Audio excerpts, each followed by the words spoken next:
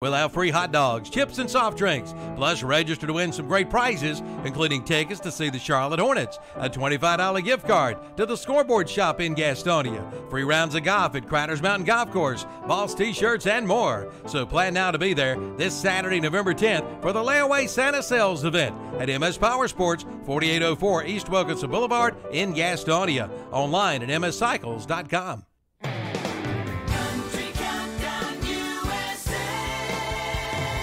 I'm Lon Helton, inviting you to join me as I count down the week's top 30 with Chris Young, who recently had the chance to play golf with Bill Murray. They paired me with Bill. They're like, so you're going to come down, we'll make sure you get to golf with Bill Murray. You're a Bill Murray fan, and it was really cool. It was just a really, really awesome day. That's Chris Young this week on Country Countdown USA. Country Countdown USA, Wednesday afternoons at 1 o'clock on Carolina Country, 92.3 FM and 1590 AM WCSL. Online at ktcbroadcasting.com. Custer up top. Hemrick trying to find the momentum down to the bottom side of the racetrack. The NASCAR Xfinity Series playoffs. Right on that rear deck lid. He'll loosen Custer up. And it's time to decide the Final Four. Here comes Bell to the outside. They may be three wide. The WLON Trusted to Perform 200 from Phoenix. They bang off each other. Christopher Bell gets the advantage. Saturday at 3 on the Motor Racing Network. The WLON Trusted to Perform 200 this Saturday afternoon at 3 o'clock on Carolina Country, WCSL, 92.3 FM, 1590 AM, online at ktcbroadcasting.com. It's Happy Turkey Days, November 12th through November 22nd at Renato Auto Mall in Shelby. Dwight has gone turkey crazy. Buy a new Honda, get a free turkey. Buy a new Kia, get a free turkey. Buy a new GMC, get a free turkey. Buy a new Buick, get a free turkey. Buy a pre-owned vehicle and get a free turkey. All during Happy Turkey Days, November 12th through 22nd at Renato Auto Mall, 4423 East Dixon Boulevard in Shelby. And Happy Thanksgiving from Renato Auto Mall in Shelby. Need a licensed electrician to service your home? Give us a jingle, or just use this one. You don't have to put up with any malarkey. Call 888-8-SPARKY. For local pros, call Mr. Sparky. Need a licensed electrician to service your home? Give us a jingle, or just use this one. You don't have to put up with any malarkey. Call 888-8-SPARKY. For local pros, call Mr. Sparky. Don't miss the Golf Shop radio show broadcast every Wednesday morning from 11 to 12. Hosts Mark Greenhalgh and Matt Blanchard talk golf from tee to green and everything in between. Welcome to the Golf Shop.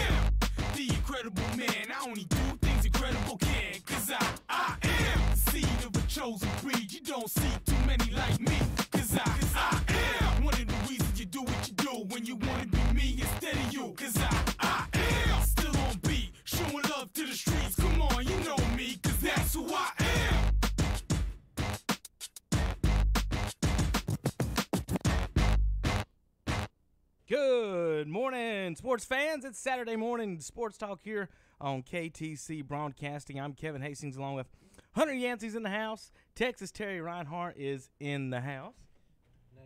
Now I'm on. Carson, what button did you just press? Anyway, good morning, everybody. Saturday morning sports talk. Kevin Hastings along with Hunter Yancey, Terry Reinhardt. Carson Doctor has not texted me that he's going to be missing this morning, so I guess he'll be roaming in at some point in the next few minutes. If you're watching online, we're about to unveil something fun and new for you guys out there.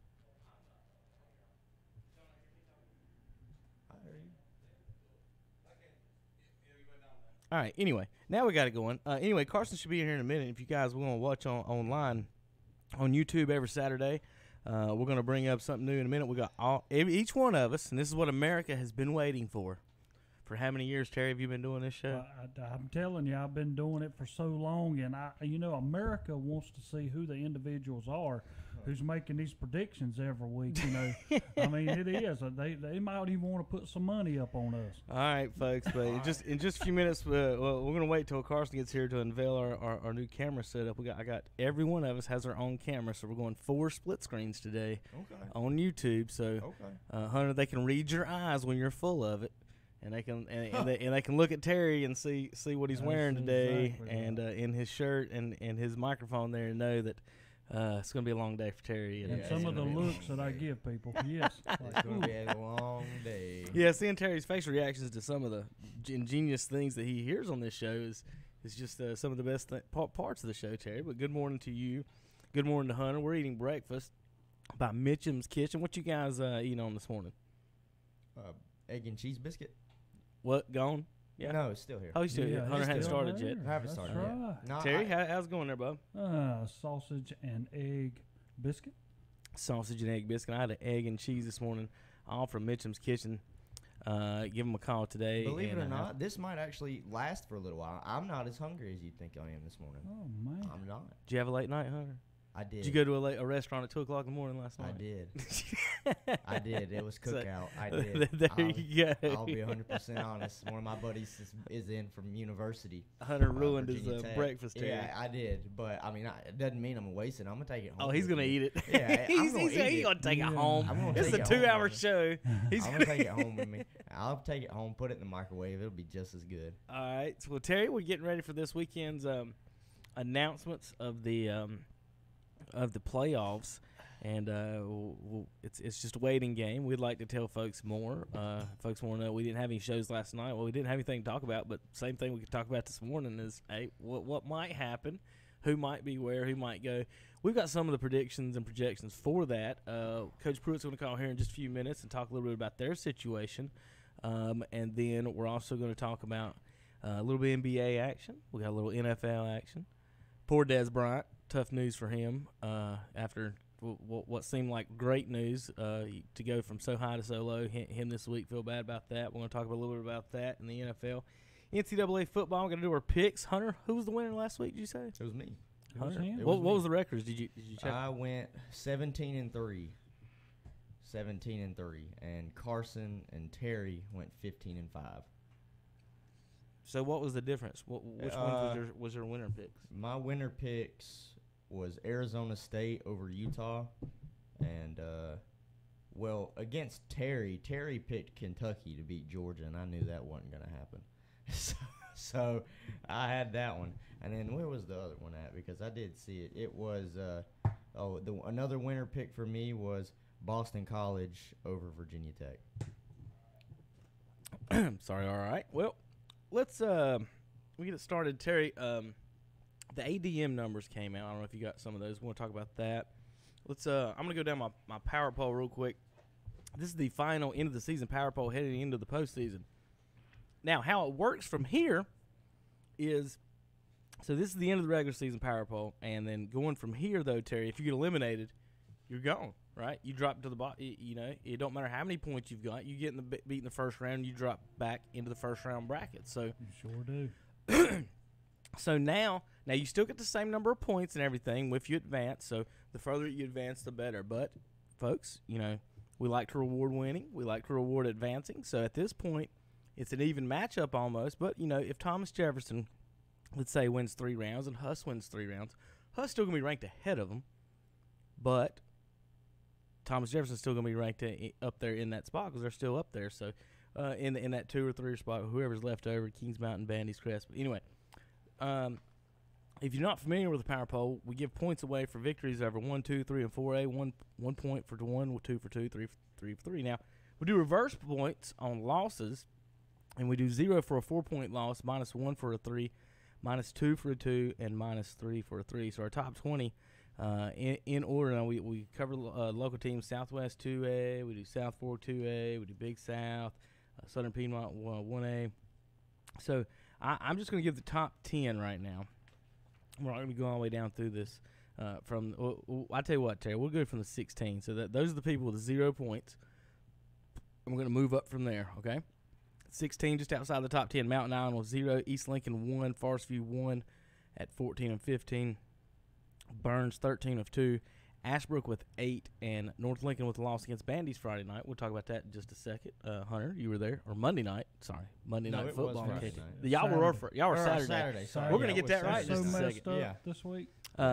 We got Kramer 10 of 10 points, Maiden 9 with 11 points, Thomas Jefferson 8 with 12 points, East Rutherford 7 with 15 points, South Point and Shelby also have 15 points, but when head-to-head matchups go together, Shelby comes out victorious between those three. They're the number 5 team, South Point 6, East Rutherford 7. So the whole Southwest is there. Crest at 4 with 20 points. You're tied with the Bandy's Trojans with 20 points, actually.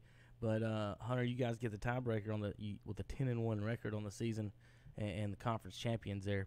Good job, Hunter. Kings Mountain, number 2, 25 points, 9-2.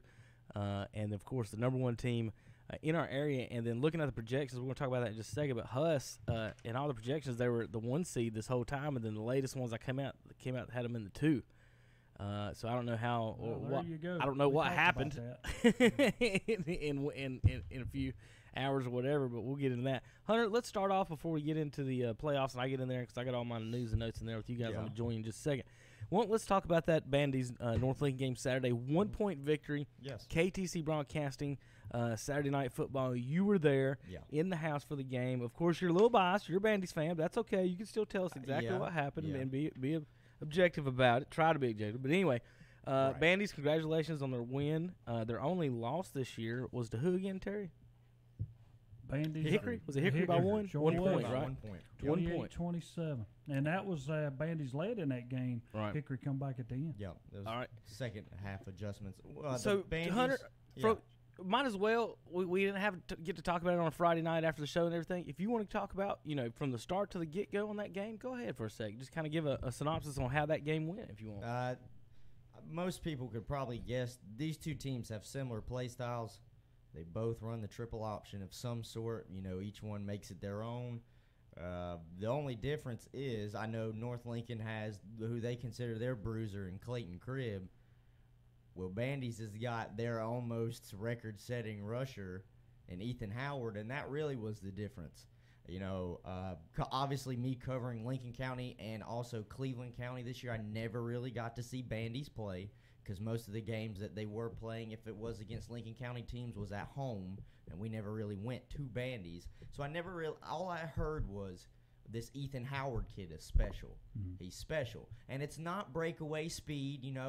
We were talking about how Chris Spade is still the record holder at Bandy's. Well, I went to high school with his brother Brian, and I know just how fast those Spade boys are. I know how fast they are, but that Howard is completely different. When they say the kid is probably 5'11", 235 pounds, there's no joke.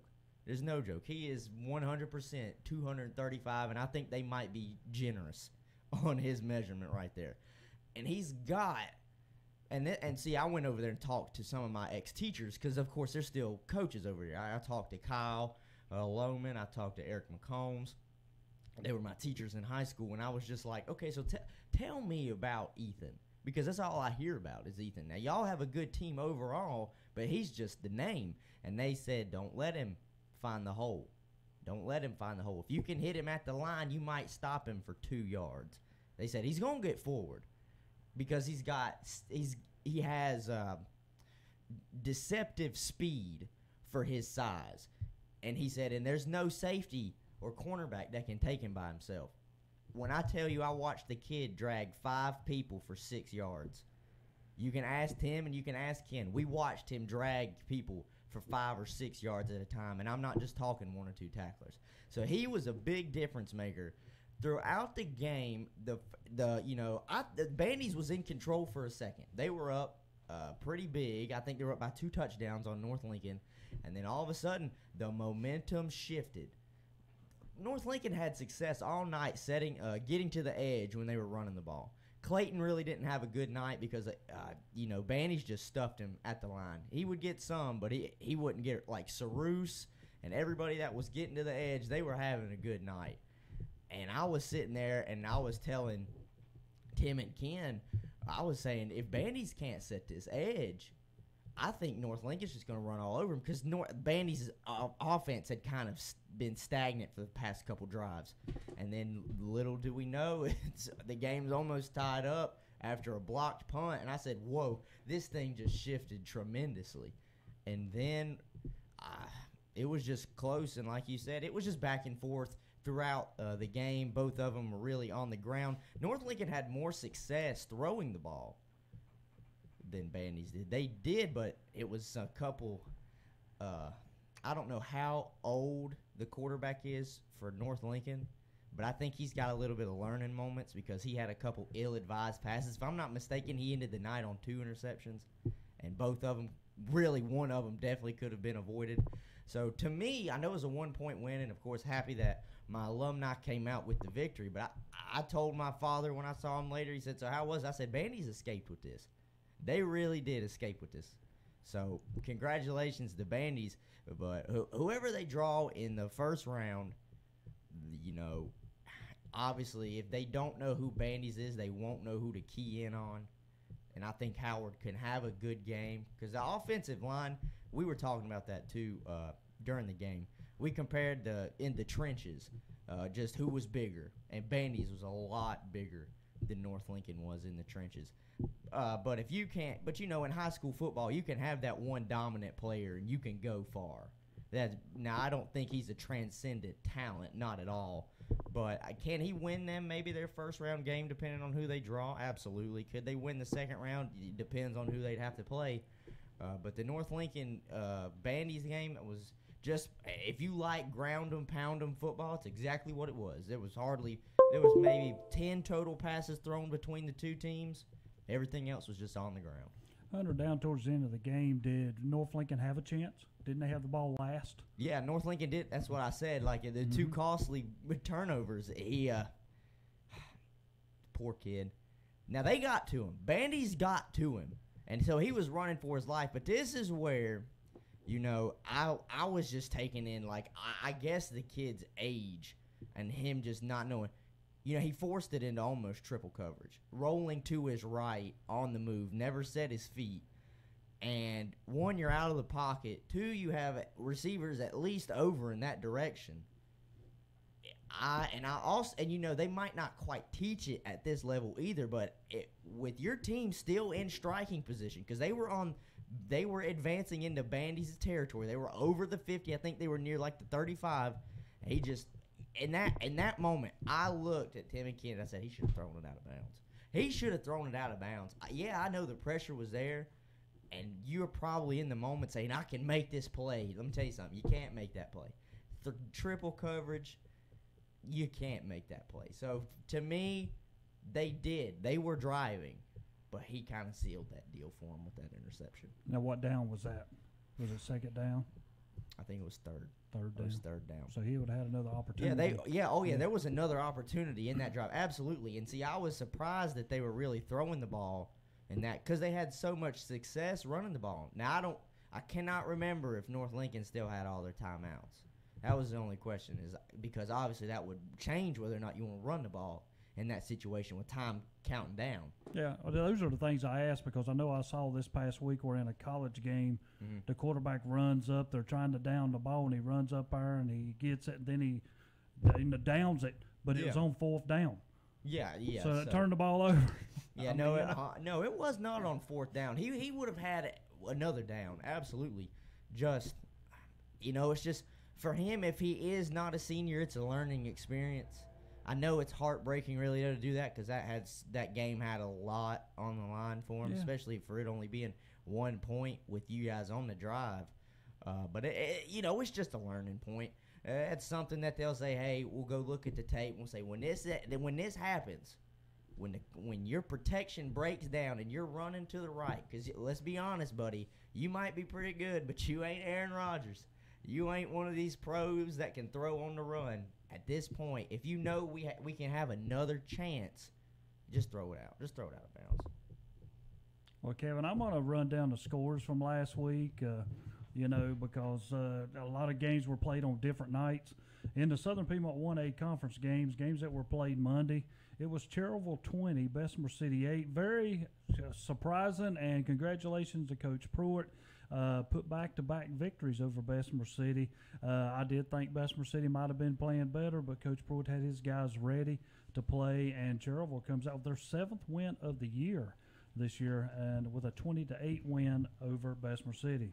It was Mountain Island Charter had no trouble with Highland Tech, 50-0. This was on Monday night. Last week we had Thomas Jefferson beating Union Academy 42-14. It was Community School of Davison 24, Pine Lake Prep 20. In the South Fork Athletic 2A Conference, this was when games were played at all different times. Last week it was on Friday night. West Lincoln defeated Lake Norman Charter 65-7. Then you went to Saturday where Hunter was just talking about the game. Bandies defeated North Lincoln 30-29. On Monday night, East Lincoln picked up their 5th victory of the year with a 38-16 win over Newton Conover.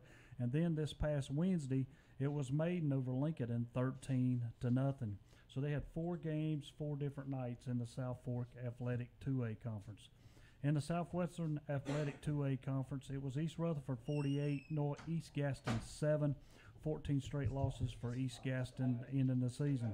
It was South Point losing to Shelby 41-25. Shelby becomes the conference champion in the Southwestern Athletic 2A Conference. And it was Chase over RS Central 43-28.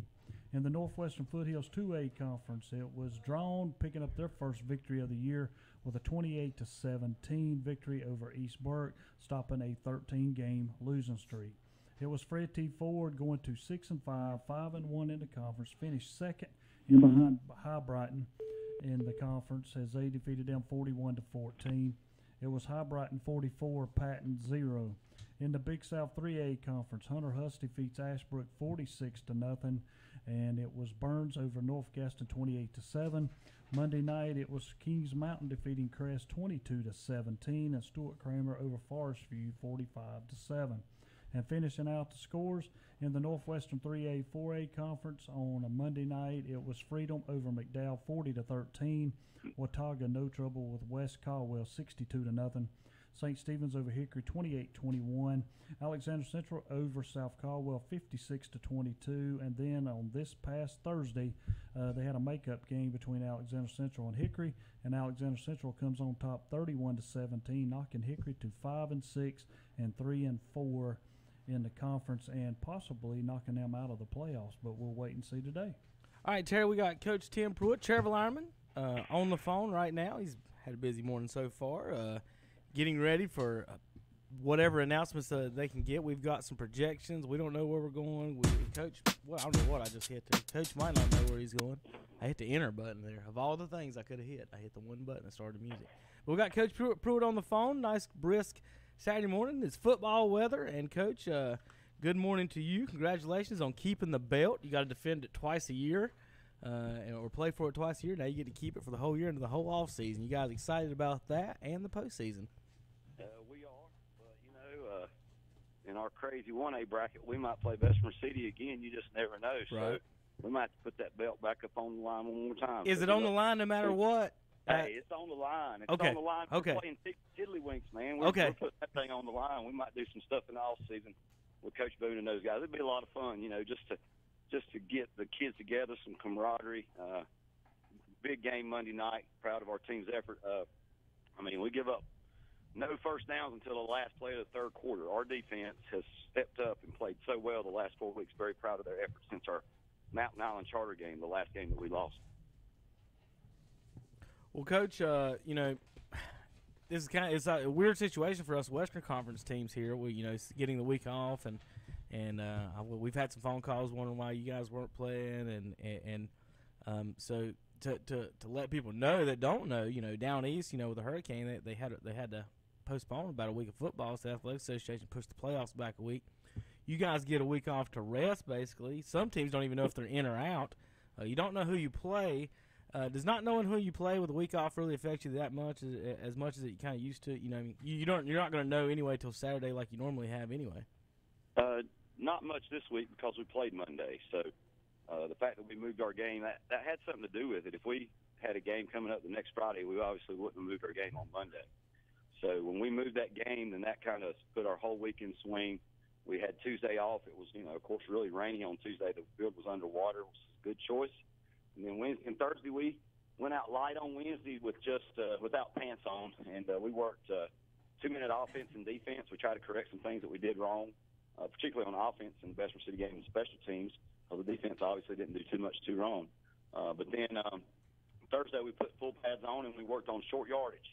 So in the playoffs, I think late game situations is important, and short yardage third down situations are important. So that's what we really try to concentrate on. And of course, we had 7 seniors get recognized by the National Technical Honor Society down at Stuart Kramer Thursday night. A few of them had to leave practice early. We had a couple guys getting some rehab done, so it was nice to get healed up. And our team is probably the healthiest it's been since the first week of the season. So we feel like we're in a good position. But when it comes to worrying about opponent, it's out of our control. We can, guess. And some projections had us playing Polk, and some projections had us playing Mountain Island, and some projections had us playing Swain County. And now it looks like we're getting Community School of Davidson. 2 of the better prognosticators has us both playing Community School of Davidson at home next Friday. It's still out of our hands. If that's who we play, then great, and we'll go to Star Mountain the second round if they're right. But if they're not, then we'll go and play whoever they tell us. All right, it kind of leads us into a little bit of the Max Preps thing, and that's been a big topic / controversy on how all this works. And some of the folks just, a layman, would look at the standings, Coach, and see you guys are behind Davidson and Mountain Island Charter, and you lost to both of them, and then the standings come out, and it says you guys are ahead of them, and so. And you were kind of explaining to me maybe this morning that it's one and 2 seeds are locked in, and then after that it's Max Preps rankings. Is that your understanding of how that goes? Yeah, that's my understanding. The 1s and 2s get seeded, and then everybody else goes in on a Max Preps. Last year it was just the number 1s, and actually you can go into the 3s, but we don't have any 3s in our bracket because your conference gets a third playoff team if you have 9 or more teams in your conference. So, for example, one of those conferences I can't remember, toward the middle of the state, they got 10 teams. I think Salisbury's in a conference with 10 teams.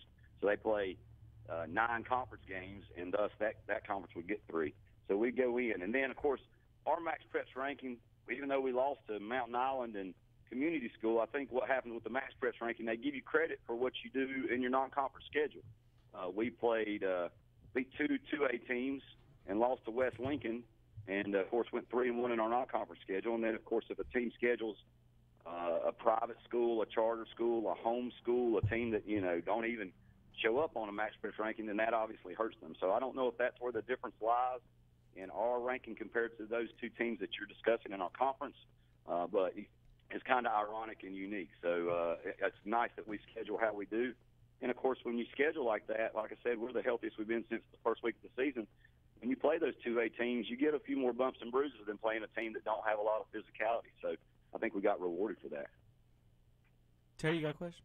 Well, Coach, I know as I'm looking at them, and don't get number one, congratulations to you on beating Bessemer City twice in the same year and closing that margin down to 1 game again. But my deal with these rankings, and I'm going to speak of another team, in which you just mentioned West Lincoln.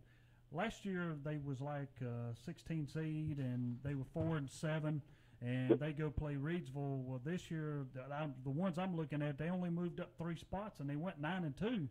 I mean, right. Those are the things that bother me. And I guess the biggest thing that bothers me is, and I know they have rankings, and I know they have situations that they go by, but how in the world can somebody from California dictate what's ever happened in North Carolina? And I know they might have people around here, but how can that be figured? Well, the thing you got to look at for me is how many 1s and 2s are getting into your bracket.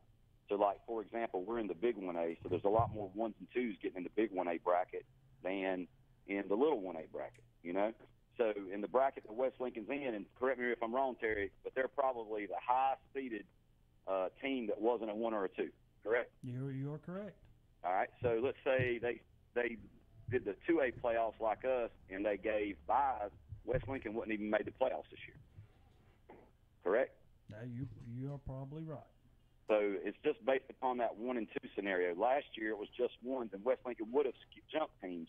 But what happened is teams in conference play felt like conference play was more important. The coaches asked, hey, let's rank these 1s and 2s and place them, and then put in the ranked teams so they can't jump. So, for example, for me, if I was in the system this year, I would have jumped, or last year I would have jumped Bessemer City this year because our max prep ranking is so much higher than those, even though they finished higher in our conference.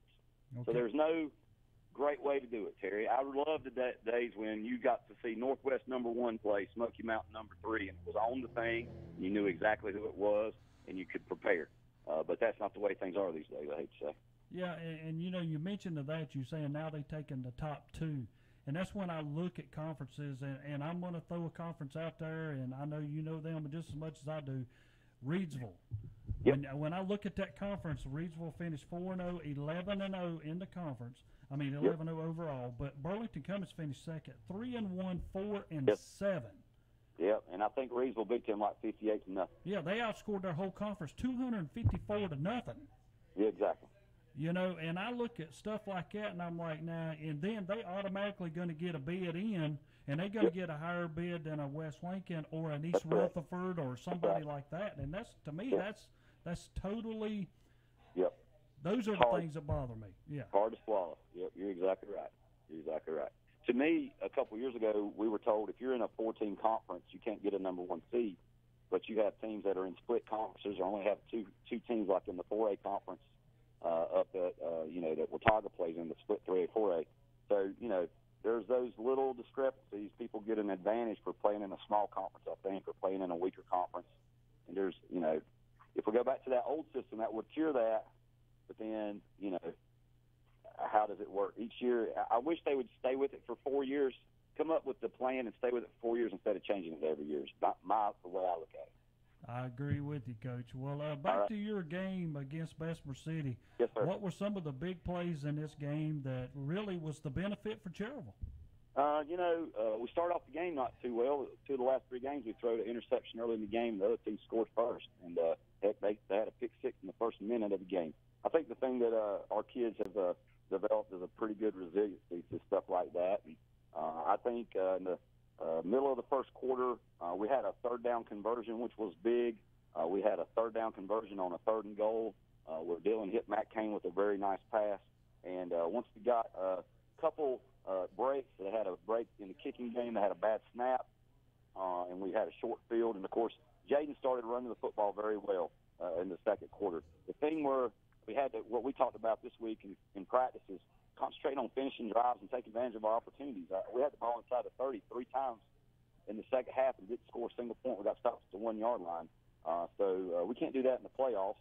And if we, don't throw a pick early in the game and we take care of the football and score when we had those opportunities, the score could have been a little bit better on our side. But, like you see in adjusted max prep rankings, people may say that. They take out the margin of victory.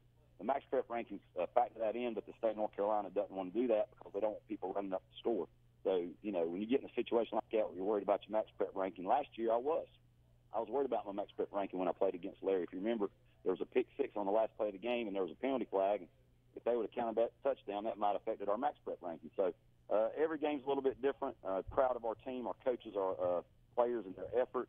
We're just excited about the opportunity to get to play in the next few weeks and win a game. We talked about the drive for 5 after we lost to Mountain Island Charter. You got to refocus a little bit like Coach Rivera said, take away some time from football. Panthers didn't play too well. I mean, it's a long season. So we kind of rebooted, and we tried to win 5 straight games to get to play on Thanksgiving weekend, and we're one step away. So we're excited about the chance to do that. Well, Coach, another thing, I'm proud of you. I'm glad of the way how you handled this team this year. And it seems like every year Cherryville football is becoming back to what we are used to, of them competing every year. And I enjoy that myself, just for the biggest reason, number one, the coach that you are and the way are you teaching your kids and all your assistant coaches. I mean, I give y'all a lot of credit. I have a lot of coaches around here that I give credit to.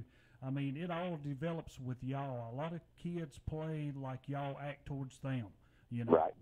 Well, we expect a lot of them. And, as a coach, there's a lot of times when we come to our meeting on Wednesday, when we watch film, I didn't point out all the great plays. I had to point out some of the bad plays, some of the negative things. We had a pass protection breakdown on the second play of the game that we threw a pick on.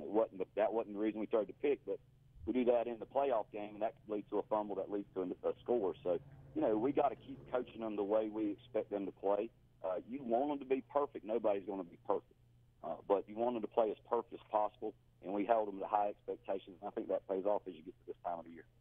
Yes, it does, Coach. And going back on your season, 7 wins, you go all the way back to 1977 when Cherryville went 7-3 that year for a 7-win season for Cherryville. And again, congratulations. Appreciate it, Terry. Thanks to you guys. All right, Coach Pruitt, Cherryville Ironman, winner of the Battle of the Belt twice this year so far. Good luck to them. Hope they get a home game. That'll be awesome for here Cherryville Ironman playoff football. We got to take a break. We're going to come back. We'll talk the ADM numbers, where the projections go, and then we will get into NCAA, NBA, NFL, and a little of other stuff too. We'll be back in just a few minutes. KTCBroadcasting.com. Cakes and cookies, toys and gifts. Christmas at your fingertips. It's the shopping event of the season, the Southern Christmas Show, November 8th through 18th at the Park Expo and Conference Center. Join us to celebrate a fashionable Christmas with Manhattan-inspired holiday window displays and shop hundreds of booths to find one-of-a-kind gifts for everyone on your list. Buy tickets online and save at SouthernChristmasShow.com. Let's go to the Southern Christmas Show. It's Happy Turkey Days, November 12th through November 22nd at Renato Auto Mall in Shelby. Dwight has gone turkey crazy. Buy a new Honda, get a free turkey. Buy a new Kia, get a free turkey. Buy a new GMC, get a free turkey. Buy a new Buick, get a free turkey. Buy a pre-owned vehicle and get a free turkey. All during Happy Turkey Days, November 12th through 22nd at Renato Auto Mall, 4423 Dixon Boulevard in Shelby. And Happy Thanksgiving from Renato Auto Mall in Shelby. Now's the time to buy your new Kubota from Parker Farm Service in Kings Mountain. Right now, pay 0 money down. Get 0% APR financing for 60 months. Come on in now for all the details.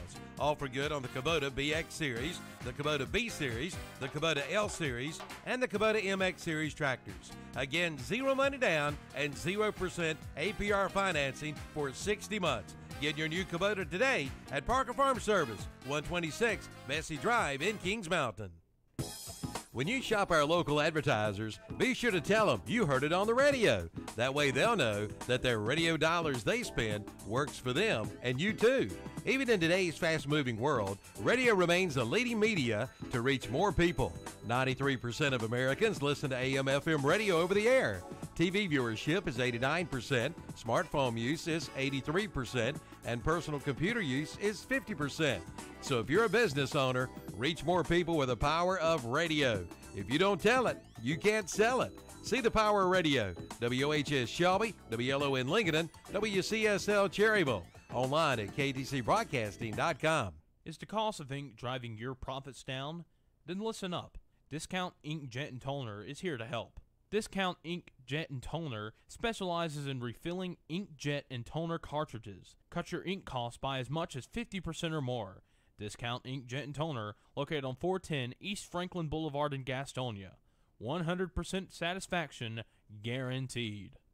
Buy your tickets now for the annual Hoops and Halos Tip-Off Basketball Classic to benefit Holy Angels in Belmont, featuring 4 games, 8 area high school teams: Ashbrook, East Rutherford, Kings Mountain, Lincoln Charter, Lincolnton, North Gaston, South Point, and West Caldwell. Take to the court at Spectrum Center on December 1st, starting at 3 p.m. Players will experience a dream of a lifetime while supporting the Holy Angels' mission of believing that each individual, regardless of physical and mental ability, has the right to the highest quality of life. A portion of ticket sales goes to support the programs and services of Holy Angels. Tickets start at $20, and the same ticket gives you admission to Holy Angels Night on January 17, 2019, when the Hornets host the Sacramento Kings at the Spectrum Center. To purchase tickets, go to hoopsandhalos.com. That's hoops, A-N-D, halos.com.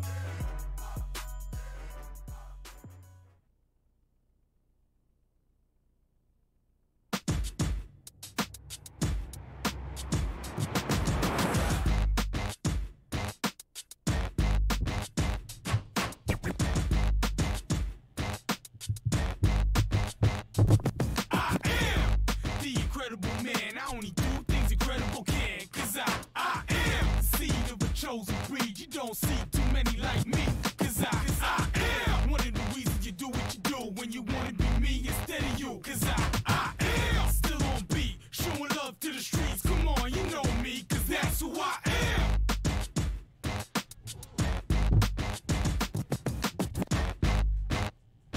And good morning. Welcome back to Cameron's In Saturday Sports Talk of Kings Mountain, right off I-85 in Kings Mountain. Just stop back there. It's right behind the McDonald's. If you kind of want to know how the driveway is, a little side road there behind McDonald's. Pull on in there today. Beautiful day to go out there and check out some campers. Terry, you got something? Well, you know, Wes, I know. He had that look on his face. That's what I'm saying. He's When sitting there you like, come to this time of the year, and I'm like Coach Pruitt, I mean, we don't know from 2 years ago, we took the first place team, everybody else at larges, and you went like that. This year, they taking first and second. Well, I'm going to mention a team, which I did mention them just a minute ago. And, y'all, this is the stuff that I go by, and I wonder how. And y'all voice your opinion. You know, we always talk about what type of schedule you play and whether the teams are good. Does it make a team better in high school football or not? Well, I'm going to go pick Reedsville. And, again, don't get me wrong. Nobody can say anything to them because if you go back and look at their record, they are 42-1 over the last 3 years. The only game they lost was last year in an overtime game, championship game, to Wallace Rose Hill, 35-28. But when I start thinking of, okay, now we're taking the first two teams, and that's the reason I mentioned Burlington Cummins. They finished 3-1, 4-7. Well, they automatically going to get a bid in on account of that record and get a higher seed than a lot of other teams. But here's the part that I get. 3 years ago in this conference, Jordan Matthews was in this conference, and that was their last year in it. Reedsville outscored everybody in that conference 333-0. Now think of that, people. 333-0. Last year, 2017, Reedsville won this conference again with ease, outscored all their opponents 247-18. This year, they go unbeaten in that conference again. They outscored their opponents, just like I mentioned a minute ago, 254-0. So here's your conference that you're in. They have a total out of 3 years, 834 points to 18. 834-18. They are averaging 64 points a game. Now check this out. You talk about defense, giving up 1.3 per game. I want to know how many, they try to put them in and this brings up my point all the time on how do you do rankings. College football, you can't tell between the 25th best team and the 95th best team. So in high school football, it's all opinions, first of all, and none of these people have ever seen, down east, have ever seen Cherryville or Bessemer City play a football game in their life. So we talk about these rankings. We don't know what these rankings are. And it's so hard to do it. And when they talk about our power poll, and yes, a 2A victory over Shelby is definitely not the same as a 2A victory over, say, East Gaston. But what do you do? How do you separate that, and how do you do that? So, in college, up at, let's say, Appalachian or any other college, Terry and I've kind of said this before. What if the numbers of the football players to me makes the difference more than the numbers in the school? First of all, so maybe you go by roster size. Also, and you hate to label yourself this way, but at some point, in college, you put together intramural teams, right? Mm-hmm. So we've got our guys. We look at our guys and we're like, now, say there's 4As in college in the intramurals. So we look at our guys, and we've got a squad full of basketball players here that all played high school basketball, all averaged over 10 points a game. But there's 4As. We know we can't beat those 4A schools. We play in the 3A. We play in the 3A level.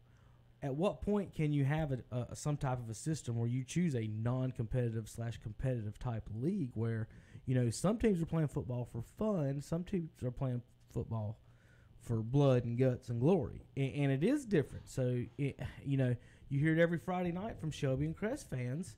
Every win, it matters so much. And if they had to go through seasons like, these other schools did where they won 2 to 3 games a year, who knows how they would lose their minds. And some schools play differently than others as far as the competitive side. And I don't know if you have a no fun league or how to separate it or the words that you would use to figure that out. But I mean, I think there is some way that you could maybe separate that in a way. Well, you go back and we talk about, and Hunter, you speak on this too. We go back and we talk about. I have no idea what the answer is. Shelby plays tough opponents at the start. South Point plays tough opponents at the start to make their team better when they get into it. All right, here's your records. But we want to talk about it. I just mentioned their regular season conference games. People say, well, they probably played some stout competitions outward. Okay, here's your records. In 2016, here's the records of the teams they played: 3-9, 1-10, 0-11, 4-8. Then they did play Northwestern Guilford at 7-5 and T.W. Andrews at 8-5. 2017, 3-8, 2-9, 3-8, 4-8. Then they played Rockingham County, finished 9-4, and Magna Vista out of Virginia that finished 8-5. What are you talking about? Go ahead, keep all right. In 2018, here's your records this year: 3-8, 1-10, 4-6, 4-7, 3-8. The best team they played out of conference this year. Now check this out: 2 teams that finished 5-5. Moorhead and Magna Vista out of Virginia finished 5-5. Don't get me wrong. I'm not saying they're not bad. Reidsville is stout year in and year out. I'm not against that at all times. They 42-1. They lost an overtime game to Wallace Rose Hill. But when you are going to sit here and say, okay, now we're going to change everything, we're going to take the top 2 teams, come on, people. That second place team out of that conference does not deserve a bid into the playoffs. Right. Is Reidsville in that situation where it's not their fault they're in that conference? Where all the and I have no idea about the area stuff. Do all the kids that want to play football transfer to Reidsville? Because all the other ones are that's what I'm saying. Because all the other ones are so bad. I mean, so it's what's high school football schedule? 10 games? 11. 11 games? 11 games, 12 weeks. 11 games, 12 weeks. You have an opportunity to play. I'll tell you what, I'll be completely honest. I think strength of schedule is 100% something people need to look at because that's what they take into consideration in college football. They take strength of schedule, and I don't know how much that really factors, but they do agree. Factor My only question problem ever is how do you measure the strength of schedule? As always, well, exactly. It would probably be opponents' record and who that opponent has played. So that would just obviously cause them to do a little bit more work than they probably want to do. Well, here's a problem. Here's a problem with that. I think this is a good thing though, and I'll just say it like this. Okay, so you said this is 11. They play 11 games. 11 games. Is that conference and counting non-conference? Yeah, that's everything. That's everything. Yeah. Total 11. There's only 5 teams in their conference. Well, here's this. If you don't have over a 500 record, you're not even considered to be in it. If you do not have over a 500 record, you are not considered to be in the playoffs. Okay, now would that be hurting teams like Shelby, who does go play stout competition? Yeah, real quick. Anybody. I gotta go down home. I gotta go down home and grab a piece of paper real quick. But Shelby brings that up. He brings that up about Shelby. So let's look at East Gaston's away at a conference schedule. Okay, so they're both 2A. Yeah. East Gaston's got more students than Shelby. East Gaston plays. So if you look at it that way, well, East Gaston should be better than Shelby because that's the way they put them in the ADM numbers, isn't it? Right. So that's how they look but then at you that. But then you look at it, mean that. and that's the point I make about maybe some type of competitive, non-competitive way. East Gaston plays North Gaston, Bessemer City, Stuart Cramer, Lincolnton, and East Lincoln. Shelby, Freedom, AC Reynolds, Burns, Crest, and Kings Mountain. So like 2 totally different strategies or types of play because there's no point in Shelby playing some of these 2As that they're going to beat by 50, and maybe somebody smarter can figure it out. But obviously that is leaning more towards then you definitely need to look at the strength of schedule. Who they lose to? Well, Terry, they already have in the 1As separate basketball and football conferences. Should we start looking into doing across the board separate football and basketball conferences? I mean, have one conference for football and another conference for everything else. Appalachian State used to do it pretty much at Appalachian because they played in the 1AA and everything else was 1A. They were in a different conference. So that brings. What do you think about that, really?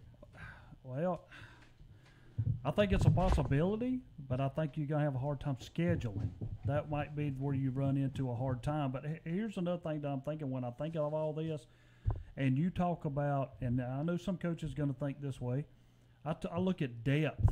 Mm-hmm. If I am playing teams that I'm beating 60-0, I'm able to get a lot of other guys in the game to develop depth on my team.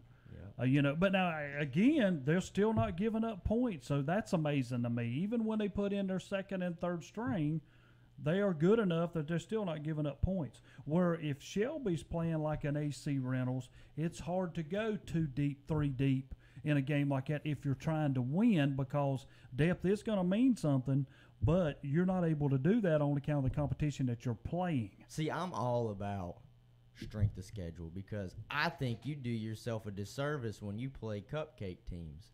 I seriously do. You know that team's not going to finish maybe 1-10 a whole year. They are 42-1. But you want to play them anyways. And the only reason I say that is because when I played soccer, my senior year, my coach scheduled a hard non-conference for us. He did. He scheduled 2 games against 3A, St. Stephen's and Hickory, who are sometimes running for the state championship game. And we played the 1A state champion in Lake Norman Charter at the time.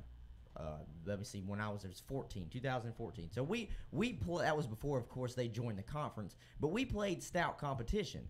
And the reasoning behind that was, well, that's going to make you better. And believe it or not, I mean, we were in all those games, and they had us 15th. That was the first time I was part of, first time we'd ever been ranked in the top 20. But we lost a lot of those games, which ended up hurting us seeding-wise because they didn't care about strength of schedule. They just wanted to know if you got any wins. So we had to go all the way out to Owen, who was, a highly ranked team in the playoffs. So the coach at the end of the season said, I did y'all a disservice. He said, next year, we'll just go and play cupcakes because if all they want to do is just go off your wins, then, hey, we'll just schedule little teams that we know aren't going to win probably 3 games all year. He said it's not going to make us better, but obviously they don't care. Some coaches look at it like that, Hunter, and I'm going to be honest. It depends on who you are, where you're at, how strong your team is year in and year out. Yeah. I do know coaches look at it like, I'm going to play teams that's on familiarity as I am. Mm-hmm. That's not. I'm not going to go play a Shelby, a Crest, South Point, put them on my schedule, knowing I'm going to go 0-3, but at the end of it, I'm going to get better. The only person I ever heard say, hey, we're getting better when we walked in here one time was Mickey Lineberger. His team was 1-3, and every time we talked to him, he says, you know what, we're getting better. Yeah. And by the end of the year, they were. And it's amazing that a coach can see that out of them. But, as a fan and the people who go watch it, and as us, we're sitting back, oh, man, what a terrible year. And that's what we would have said about Shelby if they had lost to Kings Mountain. But what a game that turned their whole season around. Right. Because they knew they were better than what they were. And all of a sudden they knock off Kings Mountain, and they haven't been beat since. So it's a funny subject because when you get into rankings, then you got to look at it as well. Professionals, they don't put numbers on their teams. It's just about wins and losses. Who you have over. That's why, the NFL. And they're supposed to be equal, though. So you can't do that in high equal. school and college. And you got when we'll talk about college all the time, you got the 5 schools that have all the NFL players, and all the other 200 don't. And here's, as Kevin's brought up, this 2AA West projection rankings. Hold on, Terry. Yeah, and those are the things that bother me. People can say all they want to, but when you are 4-7, and this year you go 9-2, and I'm not mad at who we got to play. It's because you're in third. I think it's got a lot to do with it. You know that, Terry. And y'all got beat by what? 1 twice, right? We got beat by 1 and 14. Well, okay, Bandy's beat you by 40. You got beat by 1 by North Lincoln. So if you win that game, you're in a home. According to this, you're in a home spot with Smoky Mountain. So you kick an extra point, you get a 2-point conversion. You're not even worried about this, and that's what. That's North Lincoln. What you're talking about with West Lincoln, and what you're kind of getting. That's what's happening to Mountain Island Charter right now. Cherryville's in 5th. They're getting the 3 seed technically in that conference. Mountain Island and Community School of Davidson both beat Cherryville. So West Lincoln's in 3rd, and they're still getting that 3 spot. But it's the thing that bothers me is the 2 things that he took in 1st and 2nd. Sometimes I think you got to look at conference, how good that 2nd place team was. And that's what's bothering me with this. And also when you look at these projected rankings, and 4-7 last year. Right. We go play Reidsville 9-2 this year, and these, which I hope this is wrong, you know, but you're going to make a trip to Shelby. So yeah, and so here I'm going to give the ADM numbers. There's a few things to talk about that, and then I also want to we're going to do last four in, last four out, and give y'all what the projections are for tonight, which could be not even close, but this will give you an idea. Maybe even if it's not the team you're playing, you're probably going to know home or away. Maybe they're definitely close in that neighborhood. So guys, just bear with us. We're going to do the best we can on this. So give me 1 second. I've got the ADM numbers here. So looking at our ADM numbers, our local teams, guys, the highest, the team with the school with the most kids is Ashbrook, 1,272. They're the only 3 AA team that will make the playoffs in our area according to the projections. Now, with that said, let's go down the list, and you're gonna hear something funny in a minute, guys. So just pay attention. Kings Mountain 2nd. Crest 3rd, Forest View 4th, North Gaston 5th, Hunter Huss 6th, Stuart Kramer 7th. All those schools, all 7 of those schools in the Big South have 1,000 students. South Point, Terry. Funny number comes across the board, doesn't it, in the ADM numbers? Yes, it do. 999. Hunter, if you was a betting man, yeah, and I sent you to Vegas, and I said, yeah, what are the odds that a school that's flirting on the brink of moving up to 3A and staying 2A ends up with a number 999 and not one with a comma? I say it's pretty high. So 999, I've had a bunch of people question that. South Point's in at 99. Let's say they got 1,000, Terry. Let's say they got 1,001. We'll round it up. How about that? There's got to be one transfer this week that moves to Belmont. That means that they have more students in North Lincoln and East Lincoln. That also means all 3 of those schools I just mentioned, 999, North Lincoln 988, and East Lincoln 950, all have more students than the Burns, Bulldogs, and Lawndale. Burns should be playing 2A now. Burns should be in 2A. Either they should really switch spots with South Point. I think there has been maybe an application or something that's been put in that says, hey, can we switch with South Point? Actually, Terry, I'm not a fan of the South Point Shelby's conference. I don't like these 5 and 6 team divisions at all. I wish there would be 8 and more, because it helps out basketball and baseball and everything else too. Again, as you mentioned, I think it's tough on coaches to get teams to qualify to play you when they're playing 7 conference games and you're playing 4. Mm-hmm. That's huge, and you're trying to fill in spots with somebody that's not playing, and these other teams are playing conference games every week. And I know that's coach on any of the coaches who are trying to fill them spots. Now, remember, we just had North Lincoln and South Point both moved down to 2A. Yes. And they both have more students than Burns. Yeah. And East Lincoln's sitting there at 950 with 5-6 more students than Burns on average. So I talked to somebody, and I'm keep it, not going to say whose name it was. He said he wouldn't be surprised if they moved North Lincoln back to 3A. Mm. Well, I've heard that could happen them and East Lincoln if they don't watch what's happening. I could see that, just because of how many kids and that area. Just because, I growing. live in that area. It is growing fast, real fast. And Bandy's numbers will go up too, because over towards the Catawba area, they just built like 400 homes. Well, South Point's technically 20 students away from being Kramer. So they're not, it's not that they're not that far off. North Lincoln is 50 behind Kramer. No, 45 behind Kramer. East Lincoln is 80 behind Kramer. So it's not many. One industry opens up a big mill or not mill, but a factory or any type of plant or anything out that way. That could change. 3A. That area is growing, so that could be in a couple of years them going to 3A. But Burns, I do think it's unfair where they're at right now. In the 2A, and then all right. So that sets up some projections. Nobody else is really kind of out of order, kind of weird.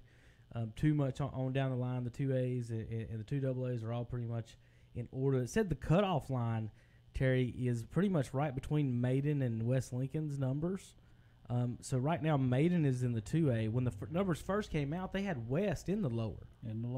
And now that they've started, weeding out who actually made the playoffs and qualified for the playoffs and where the rankings are, It actually so West goes from playing, what was it, 8 or 9 seed? Is that what you were in the first come out, and then you come back out, and then this one, you guys are bumped down to a 13 in the 1AA, and I think that's what Coach Pruitt was talking about, is that you've got these really good teams in the 1AA because they've got the more students and the better teams. So you got better teams in the AAs and the 1As because they got the more students, and then so West Lincoln, they would go from being a 9 seed in the West playing those schools to jumping up in the 1A with playing Shelby's, who's conference champion at the 4 seed. So you go from Brevard. Well, you know what Brevard's record is? That's who they've got Maiden at right now. I can pull that up in just a second if you want me to. So Hunter, I want you to read this. I don't do all this talking. You do the 1As, and let's read the 1A West. We're just doing the West folks. The 1A, these are projections. Yes, projections. Right. These are not real. Please do not say, hey, that's what's going on. These are the projections. You want me just for to the read 1A West? Read the ones that the red. Yeah, the ones in yellow. Are you colorblind? Holy. No, that's like gold. Like it's kind of faded. It's supposed to print red. Maybe it did print a little orange. So I'll give you credit on that. All right. I'm not colorblind. I don't think. You're a Redskins fan, so you're definitely colorblind. I'll just say that, Rush. Right there, right, Terry. If you're walking around in burgundy and gold, you might be colorblind. How dare you? All right, Hunter, let's do the 1A games that affect our area and where they think games they that affect our area. 1AA West, number 8, Swain County at number 9, Mountain Island Charter. It's funny. 8 seed has to travel to a 9. Mm-hmm. Then we have Bessemer City. Did I write that? That's not right. If that's I right. think these are backwards. It's 9s and 8. Okay, so Mountain Island is at Swain County. Yeah, he's got them backwards. According to the projections. We don't read right to left. We read left to right. The Bible was written right to left, so. Oh, well. Jesus read right to left. All right, so I'll just read right to left. Number 12, Highland Tech at number 5, Bessemer City. And then, we got this one right. Number 10, Community School of Davidson at Cherryville. The 1A West, Thomas Jefferson has a bye, saying they're going to have a 1 seed, going to have a bye. 11-0 on the year. Congratulations to the Griffons. 2AA West, number 16, East Lincoln at Pisgah. And then number 9, Smoky Mountain at number 8, North Lincoln. Number 13, West Lincoln at number 4, Shelby. And number 14, Franklin at number 3, Bandy's. And number 10, South Point at number 7, Mount Pleasant. Let's stop there on the 2As real quick. Terry, looking at the Brevard, here's where you go from. Here's where West Lincoln goes from by being bumped up into the AA. Their students didn't change, but who made the playoffs, I guess, did in the projections. And if West is in the AA, they go to Shelby according to these projections. If West is not in the AA, they would go to Brevard, which is 8-3 on the season and 3rd place in their conference. We'll go to Brevard. So they've got Brevard today. They've got Brevard, a 3rd place team, with the 8 seed or not 8 seed in the 2A. Okay. Now you guys are a 3rd place team, and they got you as a 13 seed in the 1AA. So that's the jump when you go to that double. How hard from going one to the other is going to be according to the playoffs. Yeah, and when you look at that, I want to know, and I said this last year, and I'm saying this again. What's your criteria? Show me what you're going by. The problem is, Terry, you got a 6-team conference, right? And if you got a 1A or a 2A and a 2AA, well, just by mere numbers and averages, law of averages, you're going to have half the conference is 2A, half the conference is 2AA. And they're not going to play each other in the playoffs. Well, why don't they just make conferences by 2A and 2AA and not mix it 2AA and 2A? They've tried that. They've got closer. Yeah. I mean, a couple years ago. Because I'm looking at this and I'm thinking, because the first one right here on 2A, single A, 2 single A, right, is the first name that comes up is Maiden. All right, Carson, Hunter, if you do that, that's a perfect idea. So this would be the conferences if you did this. So this is going to blow up the South Fork of the Southwest. So listen closely. This will be your conferences if we did what Hunter if you have just to drive a little bit further? RS, Shelby, East Gaston, Newton Conover, Bandy's, and West Lincoln. That would be your conference, Terry. What was it again? RS, Shelby, East Gaston, Newton, Bandy's, and West would be the 2AA conference. And that's not a bad conference. The other conference would be Maiden, East Rutherford, Lincoln, Chase, and the rest of them. Well, I think a lot of times when I forgot. Never mind. If you did it that way, sorry, Terry, you'd be bumped down because I left out South Point. So if you're doing 2 AA, let me go back up. So it'd be South Point, North Lincoln, East Lincoln, RS Central, Shelby, East Gaston. Then it would be Newton, Bandy's West, Maiden, East Rutherford, and Lincoln. There you go. So you would be basically switching East Rutherford and East Gaston for each other, kind of, or something like that. But anyway, that's just a thought of that's why I said if you go to 10 teams in a conference, it kind of weeds that out a little bit better. And then when you do go to the rankings, you won't have a third-place team with a home game and another third-place team that's probably better than them that does have a better record than them, a 13 seed.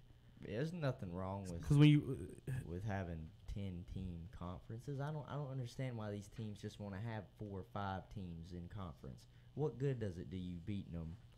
Maybe playing them twice sometimes. All right, let's do the 3A. I didn't do the 2A. Oh, okay. Let's do this is the 2A. 2A. We only got one team in our local area in these playoffs right now. 2A West. No, I think you got 2. We got 2 oranges. Maiden 9 seed at 8 Brevard, and then 10 Hendersonville at 7 East Rutherford. 3 AA West. Number 16 Ashbrook at 1 Watauga.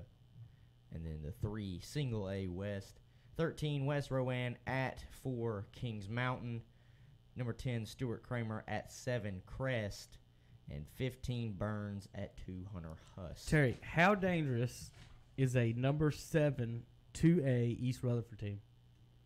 Very dangerous. Somebody guess who gets them in round 2, Terry? Reedsville. Is that a chance for the upset for Reedsville? Not even looking for it. They're looking at a 7 seed. They're technically probably should be a higher seed. Would East Rutherford have played stiffer competition? No, they've not played no stiffer competition. What they've played. East Rutherford's played South Point and Shelby. So they're going to basically, and they lost by 11 to South Point and 17 to Shelby. Mm-hmm. I think it'll be a close game. I'm never going to take nothing away from Coach Teague and Reedsville because they consistently are good year in and year out. Right. You know, I'm never. It's more of a we don't know, isn't that right? Yeah, and see, that's just like when we talked about West Lincoln got Reedsville last year. Well, you know, Reedsville's good. I mean, just going to that place with their banners around that place kind of intimidating. It's like going to Shelby. It's like going to Crest. It's like going to some of these places we go to, South Point.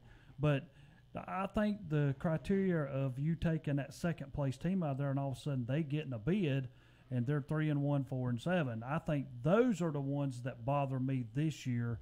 That I think they got to be some other stuff adjusted to look at. And see, basically what they're really telling you here is East Rutherford is in a better competition through the year in their conference than a West Lincoln is in their conference. So they're really saying that conference is not as good as that conference. And, you know, really, telling you the truth, I understand that. I'm 100% behind that maybe. You know, our conference is not going to say that because we're going to say we can play with them. Mm-hmm. You know, but I understand the difference in the two aspects of that. But my whole deal is I still think I want to know the criteria. I want to know how you come to it until you can show me on paper because I think, and I guess the biggest reason, and I'm not throwing West Lincoln out there for a reason. I'm just saying that they moved from a 16 seed at 4-7 last year to go play Reedsville, and they got better. They went 9-2, and they only moved up 3 spots. I mean, so I want to know all them teams that's in front of them that are better than them that you telling me they are. Well, we'll find out to this afternoon playoffs. Real quick, I want to go down some of the matchups that we would have on KTC if this is what's going to happen. We know we're going to have 5 broadcasts of Cherryville, Shelby, Kings Mountain, Crest, and Burns, if Burns makes it. We think they are. Now, we will also have a Lincoln County broadcast. That will be the North Lincoln broadcast here in Week 1. Right now, it's Smoky Mountain at North Lincoln. It's Davidson at Cherryville. It's Kramer at Crest. It's West Rowan at Kings Mountain. It's West Lincoln at Shelby. And the only team that we would have a road game with by this is Burns at Huss. And I was wondering, Terry, this is my theory. Where's Moorhead at? Is that more down east? I'd have to look. So looking at, I would have to look. So they had Huss at 1 and Northwest Cabarrus at 2. Then they switched them. So instead of Moorhead going all the way to Huss, now they're only going to Cabarrus County. And then Burns, instead of going all the way to Cabarrus County, is going to Huss. I was wondering if that was a regional 1-2 switch on that or an actual rankings 1-2 switch, because I don't see how you can tell me anyone who goes undefeated in the Big South shuts out the second place team 14-0 who averages 50 points a game about and say, hey, you're not the 1 seed. I mean, I think Huss definitely earned it. They'll be fired up if they are the 2 seed. If we went to a second round by these projections, the winner of the Huss game, Burns and Huss, would play the winner of Kramer and Crest. That'd be fun. The winner of the Kings Mountain game would play the winner of Freedom East Rowan. North Lincoln, if they win, according to this, would have to travel to the 1 seed Pisgah. Shelby and West Lincoln, the winner of that would Shelby would host. West Lincoln would travel. The winner of Salisbury, Ashe County, South Point at Mount Pleasant. If South Point wins that and they stay in that 10 seed, they're not going to be happy about being in that 10 spot as a 2 seed in their conference. If they win that, guess where they're going in week 2, round 2? High Brighton. Yeah. So that they're going to want to get out of that 10 spot no matter what number. They're going to fight for that 9 spot. Don't be surprised. North Lincoln fans aren't going to be happy, Terry, if that 8-9 seed comes out, South Point at North Lincoln. Yeah, you're right. And I'm going to tell you something else. You talk about that and you speak of a South Point. They're not going to be intimidated by going to High Brighton. They've been to big games like that before. They've done that in their past. So High Brighton should be the one worried about, because this is a team coming there just like Shelby did last year. They're capable of beating you. Mm-hmm. So you better be at your best game, that you're going to stand on the field. Oh, yeah, this is going to be interesting. It'll be interesting just to see what the final rankings are. It always is. Always is, just to see who moves from 1. All right, guys, we got to take a quick break. We'll be back in a few minutes on KTC Broadcasting.com.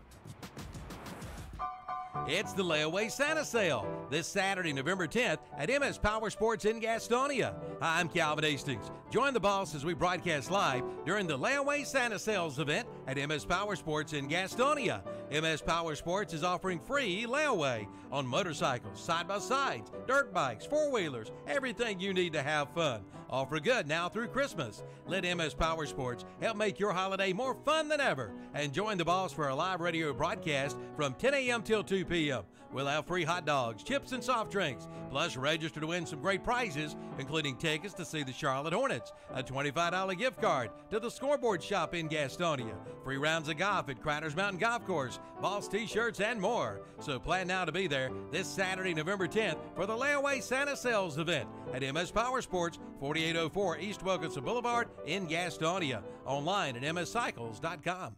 Say, kids, what time is it? This is the 60s. Hey, J.J. Wilson here, reminding you to tune in this weekend for This is the 60s, featuring the best music from the best decade and so much more. There's 60s television, movies, news, pop culture, trivia, novelty songs, interviews, deep cuts, and a whole lot more. It's peace, love, and rock and roll on This is the 60s. This is the 60s, Friday mornings from 10 a.m. till 12 noon on The Balls, WHS, AM and FM in Shelby, WLON in Lincolnton.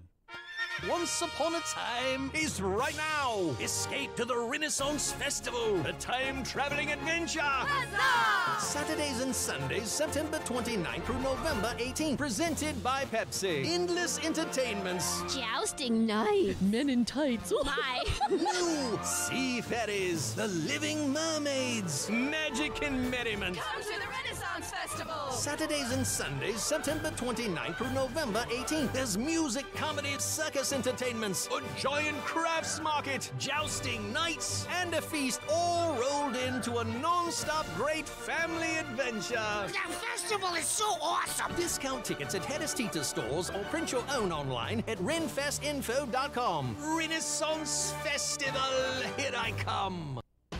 Here's Chase Elliott again to the inside of Denny Hamlin. The Monster Energy NASCAR Cup Series playoffs. Elliott right on that rear bumper. And the true champions are rising up in Phoenix. Gives Hamlin a little nudge. They're side by side on four. The Final Four will be decided. Chase Elliott on the attack. He drives down to the inside. The Can-Am 500. And blows on by. Sunday at 1:30 on the Motor Racing Network. The Can-Am 500 this Sunday afternoon at 1:30 on Carolina Country, 92.3 FM, 1590 AM. WCSL, online at ktcbroadcasting.com. Tee it up and let it fly at the Crowders Mountain Golf Course, voted Gaston County's best course. Ride and play Monday through Friday for just $28. Play and ride after 12 for $25. On the weekends and holidays, play and ride for $38 and afternoon for only $28.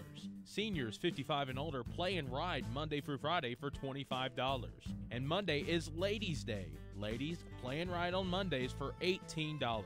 The Crowders Mountain Golf Course, located on 255 Lincoln Academy Road in Gastonia. From your local banking team at Home Trust Bank, here's branch manager Heather Mooney. When you walk through our doors, we ask how you are, how your family is, how your business is doing, because we are genuinely interested. We know how important conversations are.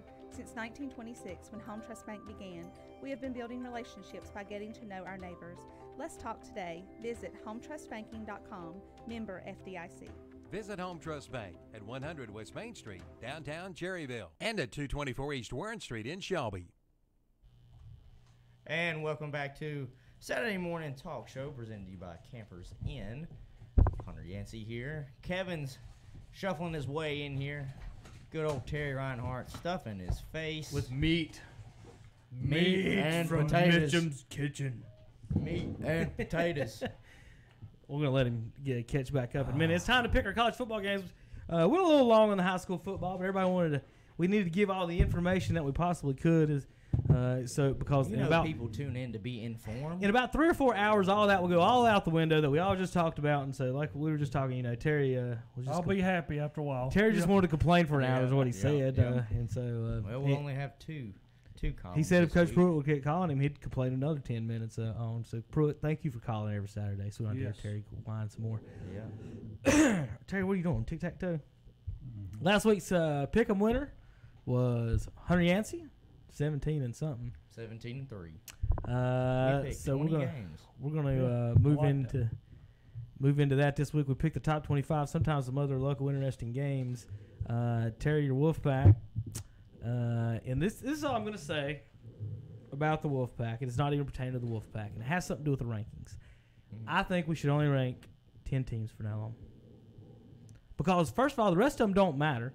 Then when you can put the 10 that you want in the top 10 and start narrowing it down to the 4. You could say, well, don't rank anybody except the top 4. Well, I know that, Hunter, but you want to know a little bit outside the top 4. I mean, but I would like just to say, don't even rank them until the 10th week at least or so. But only 10 teams. There's no point in saying NC State's number 14 in the nation, and then we come out here and watch them get beat by Wake Forest. I mean, it's silly to rank these teams. Right. Terry says quit ranking them, period. UCF wants to be top 10. They're sitting there at 12. And it's a shame that they aren't. They've not moved. They failed, have they not? I don't. I mean, has the team lost yet? No. Have they lost in a year yet? No. They're not even going to be in it. No matter what happens, they're not even going to have a chance. They won't be in it. There's going to be a one-loss, probably SEC team that gets in. Maybe. Maybe. Ain't no question about it. There's no way they're going to get in. They're not going to let them get in. Well, I'm sorry. If Alabama would get beat today, they would be in that. If Alabama lost today, if they've made arguments that Florida State and other ACC schools don't deserve to be in the top 4 when they go undefeated, NC State, what would they do to them in North Carolina? Who does Alabama play someone today? I think that's actually ranked. I think it's like Mississippi State. Yeah. Well, if they hypothetically were to lose today, I think they'd still be the number 1 team in the nation. I said they wouldn't move. Let's do the picks, guys. Real quick, Syracuse defeated Louisville on Friday night, last night, 54-23. And Fresno State lost to Boise State, 24. Syracuse has surprised me. 17. Syracuse, the big man from down here, was it? Mo Neal from Forest View. Yeah, did fantastic. Run all over them. TCU, the Horned Frogs, at number 9, West Virginia. West Virginia. That's scary right there, because I saw the West Virginia in basketball last night get beat by Buffalo. But Buffalo made noise in the tourney last year. They did. So. I'm taking What does that got to do with any of this? I drove through West Virginia a couple times. Jerry West is from West Virginia. I like this at West Virginia. I did see a John Denver, Johnny Cash acoustic cover of West Virginia. Is it better? Oh, it's a really good song. It's really good, really good. You gotta look it up. The song Johnny itself Cash is really good. Johnny Cash joined the John Denver Acoustic. Mm-hmm. All right, number 10, Ohio State. Number 18, Michigan. I'm taking Michigan State. Michigan State, sorry. At Michigan State. You taking Michigan State? I'm taking Ohio State. That's going to be a toss-up there. And the only reason I'm doing that is because last week, Ohio State did not look that good against Nebraska. I come in here every week saying the Big Ten's overrated. The only team out of that whole bunch to me that can ever compete, and a lot of people are going to sit back and say, no, it's Michigan, is Ohio State. I think when it comes to big games like this, Ohio State's going to figure out a way to pull out a win.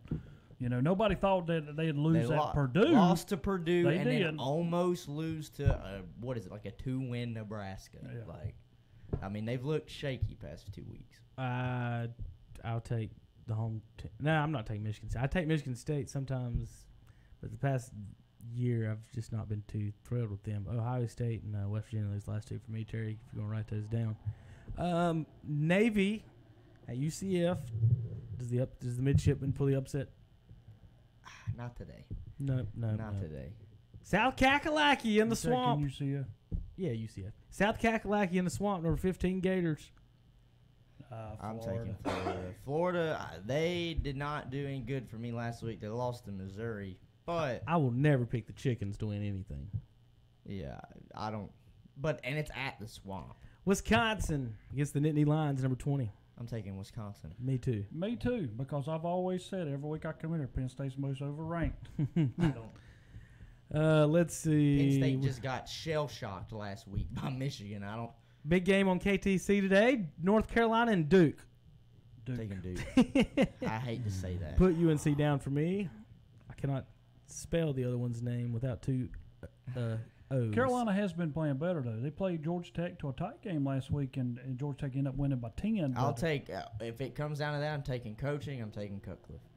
Number 16, Mississippi State against Alabama, number 1. Alabama. I messed around last week and kiddingly just said, I want LSU to win, and then it bit me in the butt. They got beat by 29. Alabama. Oklahoma State at Oklahoma. Oklahoma is favored by almost 20 in this game. Yeah, Oklahoma. I think we got all easy games this week, guys, to pick. Yeah, there's not a game. Well, no, there is a good game tonight. Ohio State, Michigan State will be the difference That'll maker. be a good game, and then there's another good game tonight that you'll probably get to later on the. 8 Washington State at Colorado Buffaloes. Washington State. Washington. Number 11 Kentucky at Tennessee. UNC Charlotte about beat Tennessee, didn't they? No. Last week? No. You're at Tennessee, Kentucky. Can you bounce Somebody about back beat after Tennessee. What am I losing a talking game about? last week? Who did you pick? Yeah, Terry? 14-3. This one. Really? Tennessee beat Charlotte last week, 14-3. Oh well, then I'm definitely taking Kentucky. That's what I thought I saw last week. Yeah, but they're playing at home. Are the Volunteers scared to come to Charlotte, Terry? How far and how sad is that? They have a 110,000 seat stadium.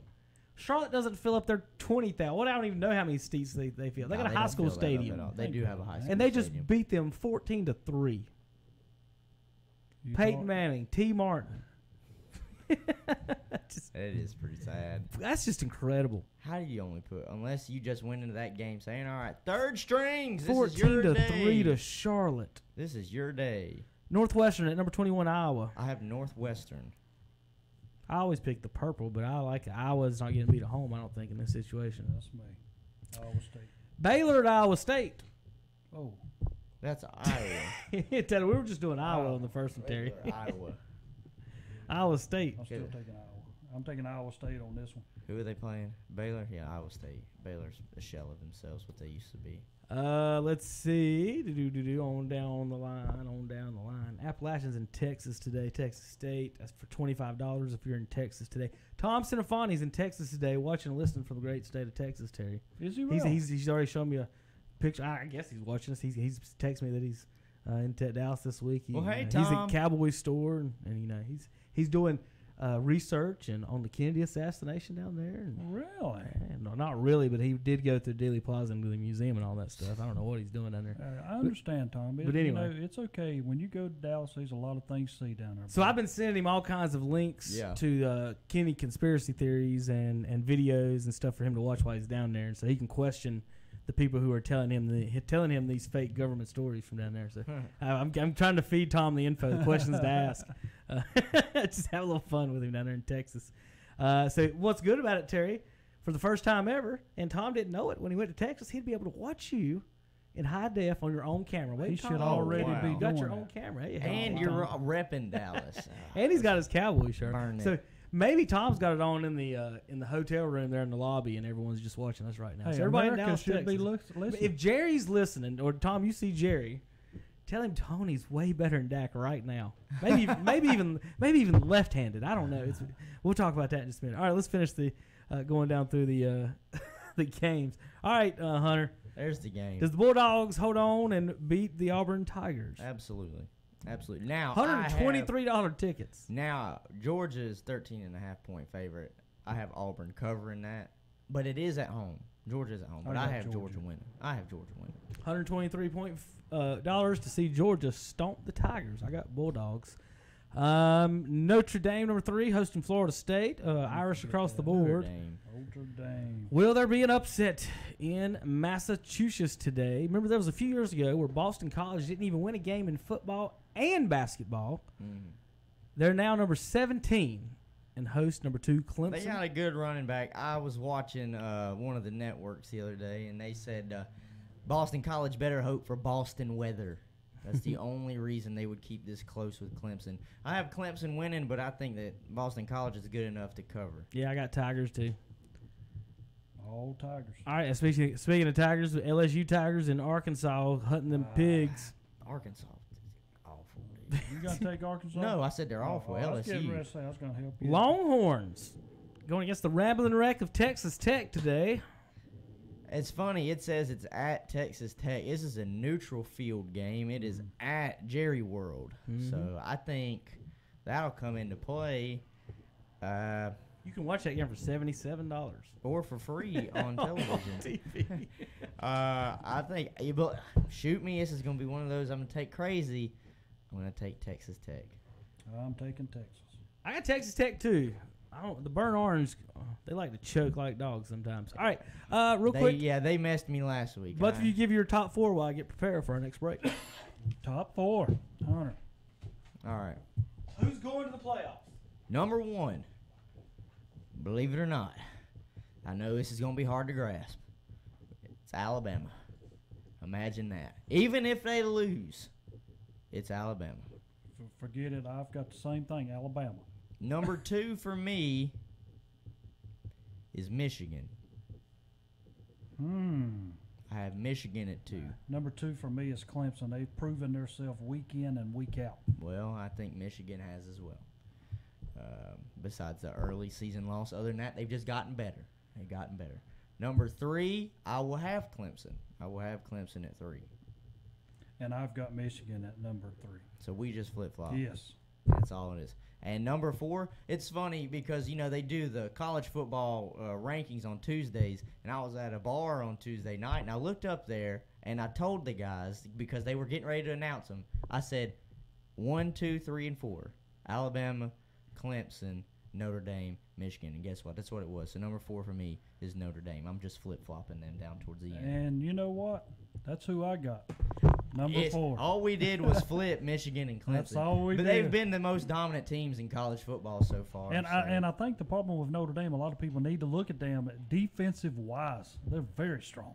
Very strong. Yes. All right, guys, Dr. John L. Cloninger III of Lincolnton will brighten your smiles with professional cosmetic dentistry and smile enhancement procedures for everyone. Even Duke fans will smile at the work of this Tar Heel. The office of Dr. John L. Cloninger III is located at 904 Doncha Drive. For an appointment, call 704-735-0765. That's 704-735-0765. And John III says best wishes to all high school athletes. Maybe a punctuation mark on a career night. Custer up top. Hemrick trying to find the momentum down to the bottom side of the racetrack. The NASCAR Xfinity Series Playoffs. Right on that rear deck lid. He'll loosen Custer. Shots are up. And it's time to decide the Final Four. Here comes Bell to the outside. They may be 3 wide. The WLON Trusted to Perform 200 from Phoenix. They bang off each other. Christopher Bell gets the advantage. Saturday at 3 on the Motor Racing Network. The WLON Trusted to Perform 200 this Saturday afternoon at 3 o'clock on Carolina Country, WCSL, 92.3 FM, 1590 AM, online at ktcbroadcasting.com. It's Happy Turkey Days, November 12th through November 22nd at Renato Auto Mall in Shelby. Dwight has gone turkey crazy. Buy a new Honda, get a free turkey. Buy a new Kia, get a free turkey. Buy a new GMC, get a free turkey. Buy a new Buick, get a free turkey. Buy a pre-owned vehicle and get a free turkey. All during Happy Turkey Days, November 12th through 22nd at Renato Auto Mall, 4423 East Dixon Boulevard in Shelby. And Happy Thanksgiving from Renato Auto Mall in Shelby. Isolated and alone? That's how millions of Americans feel while experiencing a mental health crisis. Need to talk? Our providers love to listen. Call us now at 1-888-235-HOPE. That's 1-888-235-4673. Partners, improving lives and strengthening communities in North Carolina. 1-888-235-HOPE. 235-4673. The moment. It is in the air, and here we go. You can hear replays of it tonight or tomorrow morning. Angles to the right at the 15. You can relive it in your mind over and over. 20 a stiff arm there. The moment can last a lifetime. Far sideline, he's into pit territory. But the moment really only happens once. 25-20 takes it to the house. Live in the moment right here on the Tar Heel Sports Network. Powered by Learfield.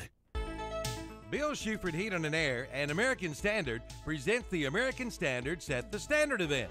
Now through November 30th, get up to $1,000 in discounts on qualifying American Standard equipment, or get 0% APR financing with 60 equal monthly payments, plus many more special Set the Standard event offers. See Bill Shuford Heating and Air for all the details. Bill Shuford Heating and Air, 213 Campbell Street in Shelby. Call 704-484-0025. Country Gold with Terry Clark. I'm Terry Clark, inviting you to join me this week for Country Gold, where we play all your favorites from the 80s and 90s. Country Gold with Terry Clark, Wednesday afternoons at 1 o'clock on Carolina Country WCSL, 92.3 FM, 1590 AM, online at ktcbroadcasting.com. Once Upon a Time is right now. Escape to the Renaissance Festival, a time-traveling adventure. Huzzah! Saturdays and Sundays, September 29th through November 18th. Presented by Pepsi. Endless entertainments. Jousting night. Men in tights. My. New sea fairies. The Living Mermaids. Magic and merriment. Come to the Renaissance Festival. Saturdays and Sundays, September 29th through November 18th. There's music, comedy, circus entertainments, a giant crafts market, jousting nights, and a feast, all rolled into a non-stop great family adventure. The festival is so awesome. Discount tickets at Hedestita stores or print your own online at renfestinfo.com. Renaissance Festival, here I come.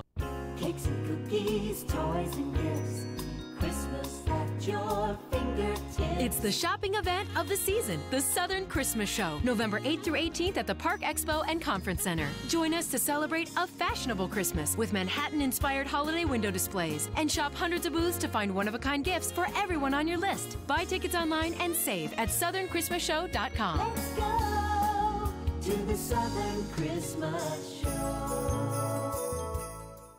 When you need service on your automobile, do what I do and what most people around this area do. They take it to Rick's Automotive in Cherryville. They do it all at Rick's Automotive in Cherryville. Rick Walker and his staff is dedicated at providing you the best in automotive care, from an oil change to a tune-up to a full set of tires. Be sure to check out their tire specials before you buy. That's Rick's Automotive, 1001 East Main Street in Cherryville. Open Monday through Friday, 8 to 5:30. Just call 704-435-3801 for Rick's Automotive in Cherryville. It's Happy Turkey Days, November 12th through November 22nd at Renato Auto Mall in Shelby. Dwight has gone turkey crazy. Buy a new Honda, get a free turkey. Buy a new Kia, get a free turkey. Buy a new GMC, get a free turkey. Buy a new Buick, get a free turkey. Buy a pre-owned vehicle and get a free turkey. All during Happy Turkey Days, November 12th through 22nd at Renato Auto Mall, 4423 Stixon Boulevard in Shelby. And Happy Thanksgiving from Renato Auto Mall in Shelby. This is Evangelist Kim Earwood with Jesus Until the Whole World Hears Radio Ministry. Join us each Sunday morning from 8 to 8:30 a.m. for worship and the Word of God on 1390 and 1590 a.m., 101.5 FM, and ktcbroadcasting.com and live on Facebook. Also, be sure and stay tuned from 8:30 to 9 o'clock on 1390 a.m., 101.5 FM, ktcbroadcasting.com, and live on Facebook for half hour of praise and worship with Jesus until the whole world hears. Welcome back to the Saturday morning sports talk show here, presented by Campers Inn. Hunter Yancey, food Terry from Reinhardt. Kitchen. You're right, food from Mitchum's Kitchen. Terry Reinhardt here. I'm still eating. Kevin Hastings. Yes. We're here. If and you're watching Kevin, online, there's the ghost of Hunter. I mean, the Carson ghost Dockery. of Carson Dockery. Yeah, and ladies and gentlemen, if this ever happens before, don't worry. Next time we will put the phone number up, and we'll just ask for a Carson Dockery sighting. We'll put Carson's phone number up there. Because he is like a lost puppy right now. He needs to find his way back. I think what we're really going to do is if one of us is not here, we're going to put your number up there for everybody to call you. So with the football season winding down, the broadcast, we can't broadcast in the playoffs without paying an extraordinary amount of money because the Athletic Association is in charge of that. You won't believe what they would want for that. Because and to give you an example, the Athletic Association, everybody it's one of those things, almost like our Fed, the Fed that's not actually controlled by the North Carolina state taxpayers. It's a private company, what would I say? It's supposed to be a non-profit company. They've got over 30-something million in the bank, and so just a few little news and notes on that. So anyway, we've got our 4 cameras up. Each one of us has our own camera day. So Carson didn't make it in this morning if he's watching live online. Sorry about the picture, Carson. Only thing I had to work with this morning that we got you Looks like on. a mugshot. Carson but he actually just texted me he's not going to make it. So yeah, 9:34. Good job, Carson. Carson, I hate to break you. We kind of figured that out by now. Dang it! I guess we can start the show now. Oh God! What do you have for breakfast, Terry? We're about to divvy that up. That's what's about to happen. Was it pancakes or what? Hey, I'm about ready to give it to Hunter because I know Hunter ate it. No, he won't. He's nursing this egg and cheese biscuit over I here. looked at it and I kind of wanted it now. So. See, it's time to talk a little NFL action. And we're halfway through the season, so we've been hearing all this MVP talk and who's the MVP of the league and who could be the MVP of the league, and it's going to make me look like I'm going to be mean or whatever again. But here we go. Here's my anti-Cam stuff again. But anyway, I'm not even really getting into that. And the point of it was that since he won the MVP, we also are and if Terry can remember, I sit there and argue the reason I didn't think he should is because going forward, anytime he has a mediocre to good season and the Panthers are winning, he's going to be in the MVP talk, no matter how good a season he was. Because if you look at the numbers, then, and I've got all the rankings here in just a few minutes I can pull off, his numbers were not good at all, except for his running numbers. His passing touchdowns was good, and his interceptions were low. But other than that, middle of the pack in about everything. And so when you do have a good season, and you do have numbers that are related, so I don't know how many segments, Hunter, you watch TV. How many segments have you seen in the past week or two talking about, well, Cam's numbers are better than his MVP years? Well, that's not what we're doing here. No, yeah. Well, just because your numbers now are better than then doesn't mean that you're the MVP now, and really probably doesn't mean they were then. So I wanted to bring up some numbers. Would anybody consider Steve Berline to be an MVP candidate for the Carolina Panthers? If you ask any Panthers fan, how many Panthers fans now, Terry, even know who Steve Berline is? That's what I was getting at. So half of them wouldn't even know who the guy was. So let's read. So Cam's MVP season versus Steve Berline's 1999 Carolina Panthers season. Ooh, this is gonna be fun. Cam's MVP, Steve Berline. Cam 3,800 yards. Steve Berline 4,400 yards. 600 more yards Steve Berline had than Cam. 59.8%, 60.1%, almost exactly the same. 35 touchdowns for Cam. 36 touchdowns for Steve Berline. 10 INTs for Cam. 5 INTs for Steve. 15 INTs for Steve. So Cam beat him on INTs. I told you he had a great year that year in INTs. And I don't think Cam turns the ball over that much because, and I point this out as a DB. They run the ball. There's not really that many defensive backs who stand 10 to 20 yards behind the receivers. You get what I mean, Hunter? When Cam misses, where does he miss? No, high and hard, right? Yeah, it's just overshoots. There's just not that many. So when he's missing, he's not. Bad quarterbacks, a lot of time when they're missing, they're underthrowing guys and they're trying to lob it in there and put touch on it. Most of the time here in the NFL, what it is just it's tip balls most Right. of the time. It's off the receiver's hands, and the DB's just right there to scoop it up. And because they're sitting back, and teams normally against a running quarterback, you don't play man because you don't want your DBs turning their backs. But so Cam has been the beneficiary of his whole career. If you'll notice, why are the receivers always open when he completes a pass? It's because every team that plays against them plays zone. They sit back in the zones. The receivers find a hole. They sit down, and Cam fires it in there. And that's the offense. And over the years, we talk. Why are they not? Why don't other teams blitz them? And the Steelers blitzed them Thursday night. The Broncos blitzed them in the Super Bowl. Yes. And the thing is, Cam's fast. Cam's athletic. But I don't know about you, but I don't think he has quick feet in the pocket because his legs are just so long. He's a big man. I don't want to race him, but in the pocket, escapability, I don't think he's that. I think he's more Brady in the pocket almost, or Roethlisberger. But back to Berline, 7.8 yards. 7.8 yards. Was you? Yeah. It reminds me a lot of it. Roethlisberger in the pocket. 7.8 yards yard per attempt. 7.8 yards per attempt. 99 rating Cam. 95 rating for Berline. 99.6. Now, what was the difference that year, Terry? Why didn't Steve Berline get the MVP? Why didn't his team go 15-1 and Cam's did? Cam's defense was 6th that year. Steve Berline's was 27th. So when you start talking about, well, his numbers are better now than then. Well, his numbers then weren't good as Steve Berline's best year. And you look at Dale Holm, he's got comparative years. So does Colin Kaepernick.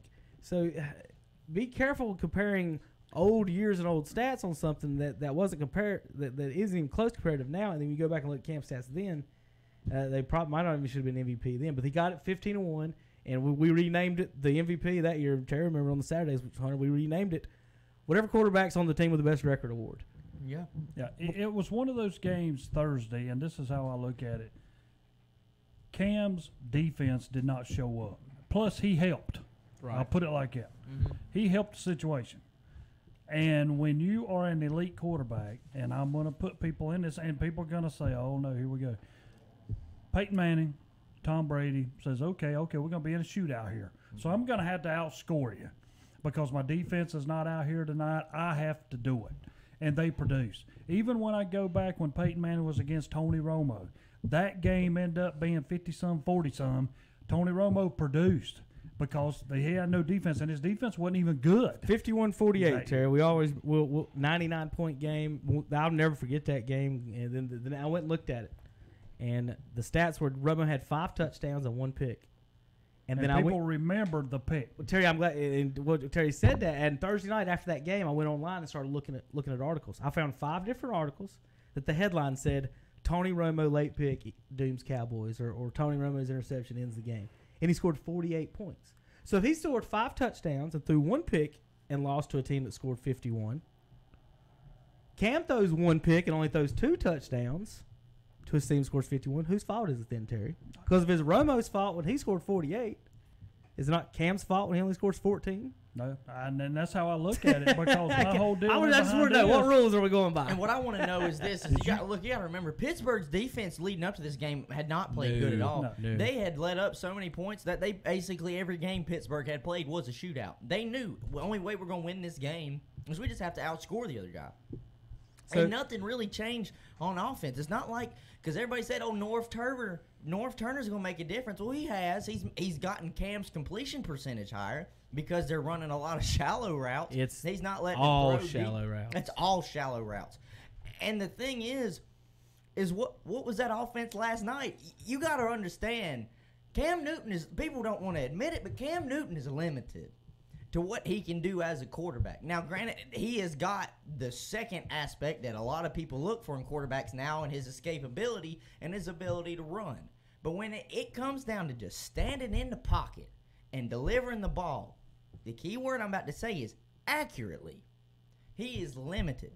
And you got to understand all these short routes. You can't always, and this, I'm going to say this because you said it to us earlier, Kevin. You can't always rely on little Christian McCaffrey to take it after a little 5 yard, not even a 5 yard. Both swing touchdown pass. passes were halfback swing passes. Yeah. They weren't quarterback passes. No, no. Anybody could have thrown that in the stadium, and they were just swing passes. And the second one, nobody guarded him. And everybody, and the Panthers fans were really excited going into this year because they drafted a wide receiver they thought could finally fill the shoes for Steve Smith. Even Steve Smith said they've been trying to replace me for years, and I think he's the guy that can do it. They don't use him. No. They use him more for reverse sweeps than throwing him the ball. And you're really limiting your offense, because I thought and I will agree, North Turner is an offensive genius. He really is, but I think he sees what we all see in Cam, and that I don't necessarily know if can Cam throw the deep ball? Yeah, he's got a cannon, but that doesn't mean he can put it on the receiver accurately. So Terry, I'll tell you what, they're just limited. I'll tell you what Norv's doing good, and Terry will probably recognize it just when he watches the Panthers games, is that he's taken, and Cowboy fans remember, he's kind of using this old Cowboys offense. You see number 22 running around back there, and they're running some of the same lead draw plays. What he's also doing when they're good, when Cam's been good this year, and we all know this, and same thing with Dak Prescott, is when they run the play action. And if North Turner is really good with the play action, just watching the plays, his biggest problem with the play action is Cam don't do the fakes well at all. But the fact if you give any play action with Cam, it freezes the defense. It freezes where you are. It makes you stop, think what's going on. And Norv is really good. The play action, that's all Dallas used to do. And people think, Emmett was, all-time leading rusher. But Dallas kind of threw to set up the run.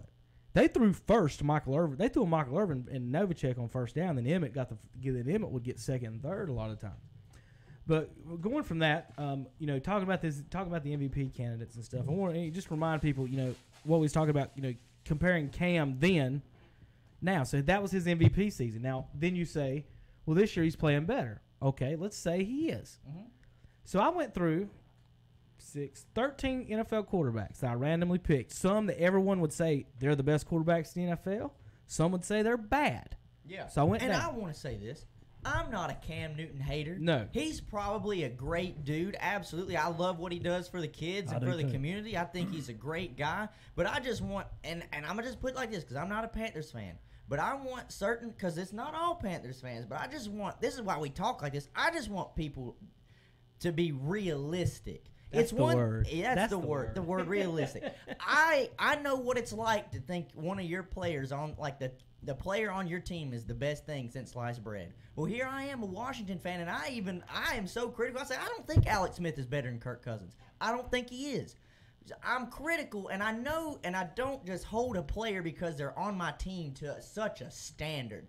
So we're not Cam haters.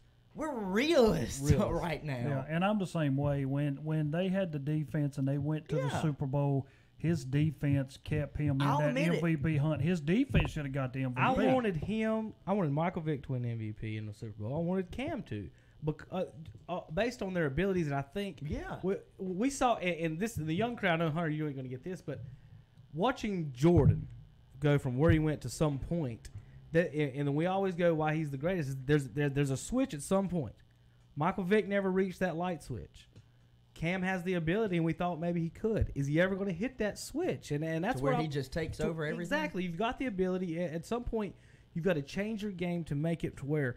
And I sent you guys a text the other night or yesterday. The story of the Charlotte Observer. And I do want to talk about this real quick. I went to the game Sunday. I told you guys about it, right? And I was in the press box Sunday. And it's quiet. It's a working environment. Yeah.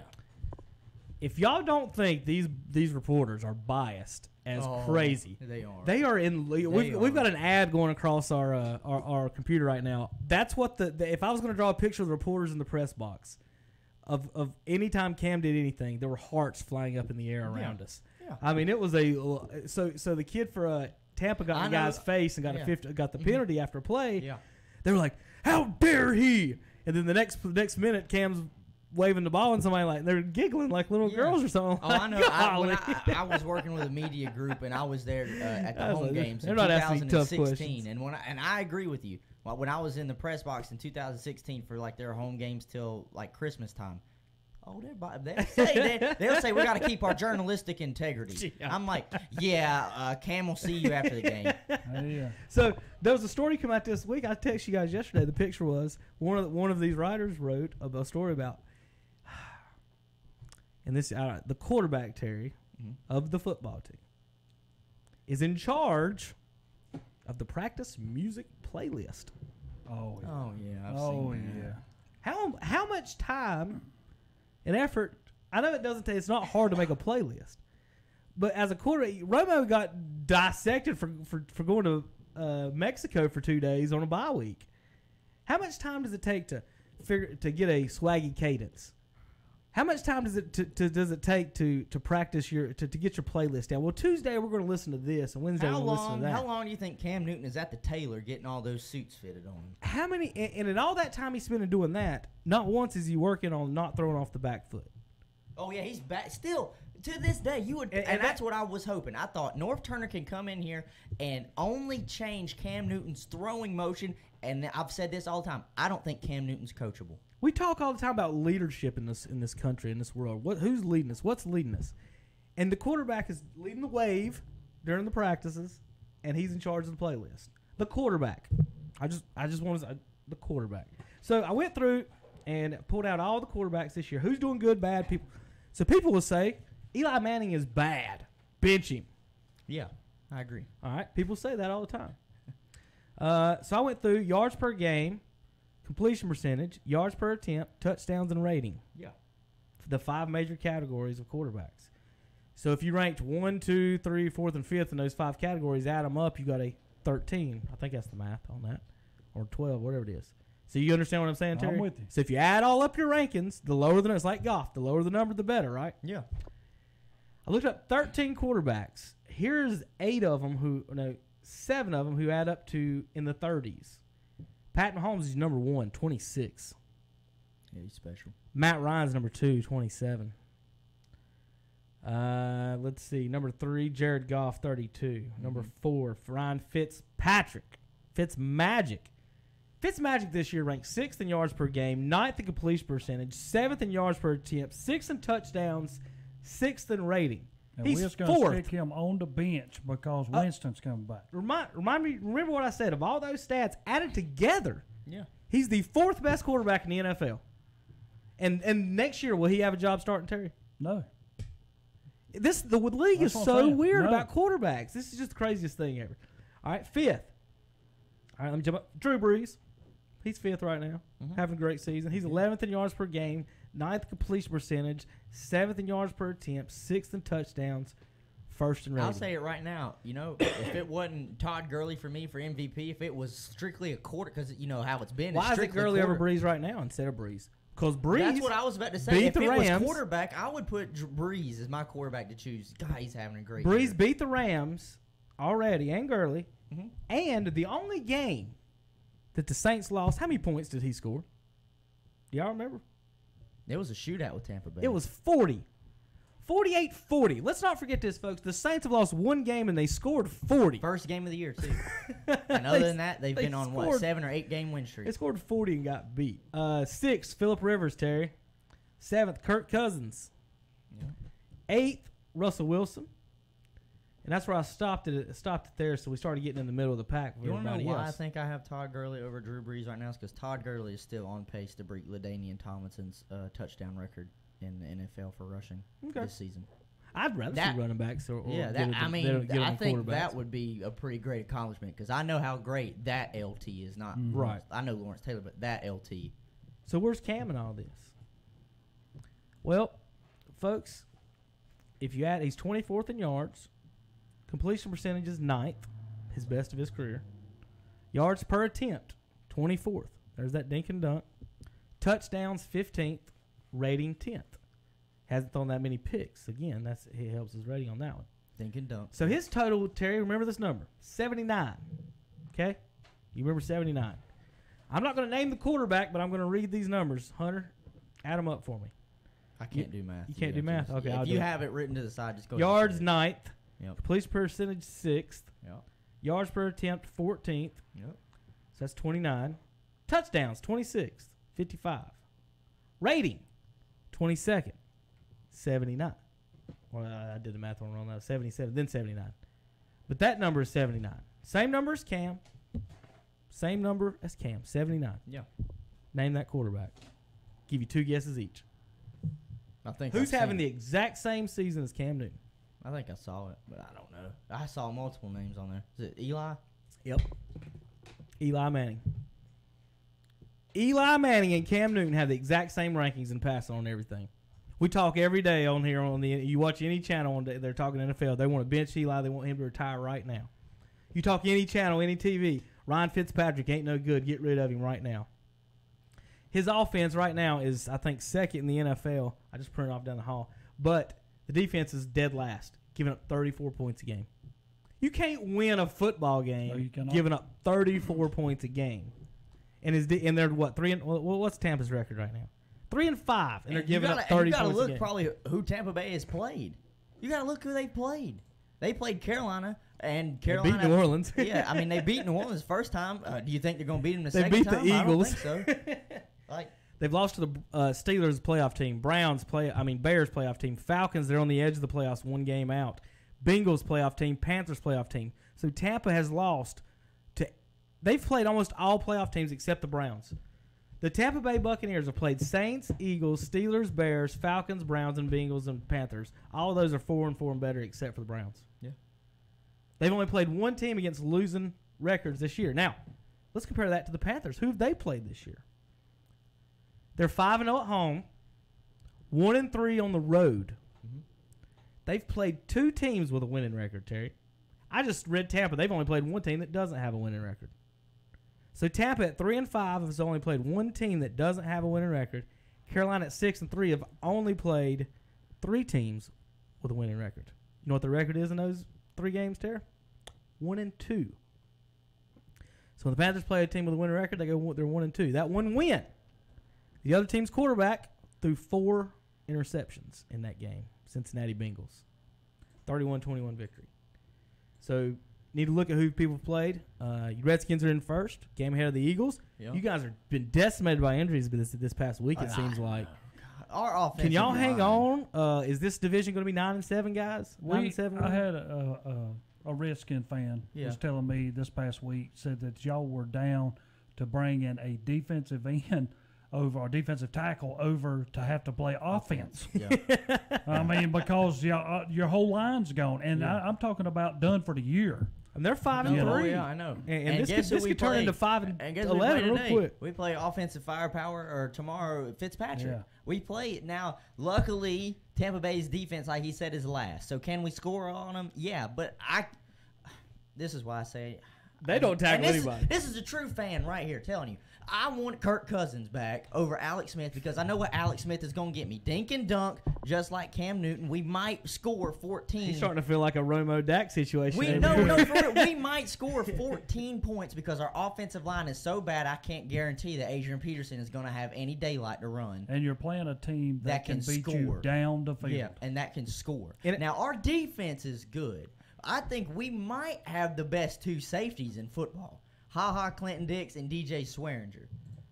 When I had a Redskin fan tell me, if they're playing a run team, we are in the game, like Dallas. Yeah, absolutely. But when we play a team that can beat us down the field, look what happened to us last week with the Falcons. And finally, Matt Ryan decided, hey, maybe I should throw it to that big, wide receiver I have for a touchdown. All right, my rankings this week, let's go real quick. I eliminated the Tampa Bay Buccaneers because of the defense. I feel good about their offense. They're 8th overall, 28.6 points a game.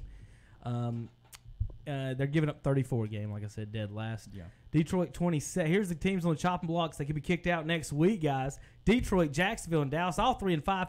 Green Bay's in 3rd right now, 3-4-1. What's going on there? Can they make a run? Don't they play Detroit this week? Yes, I think.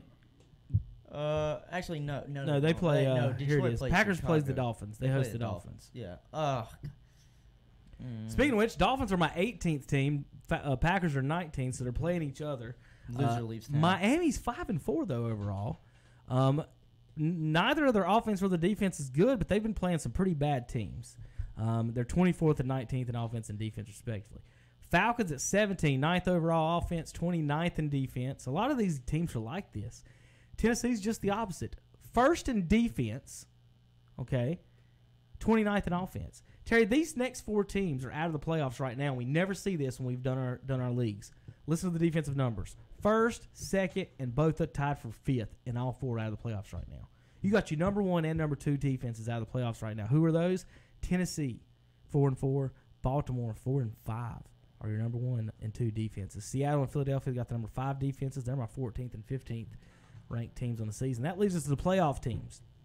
Wild card teams right now: Cincinnati, Carolina, Minnesota, and the Chargers. Of those 4, which one of those teams can go on the road and make a run? I'm saying Chargers. I'll just say it's the Chargers. Do you feel Vikings? Stacked. Everybody feeling Vikings winning 2 on the road? Think about it. The Chargers are on just as much of a hot streak as the Saints are. They're 11th in offense, 12th in defense. So they're top 12 in both. They're balanced. Terry, you like Chargers over the Vikings? I don't know. Wild I mean, card? even if I look at that and y'all going to say, oh, no, he's crazy. But Carolina Panthers have won on the road. They did go to Philadelphia and win. If they go on the road, if the Panthers are going on the road, this is where they'll be going in round 1, Washington or Chicago. I don't think they could beat Chicago.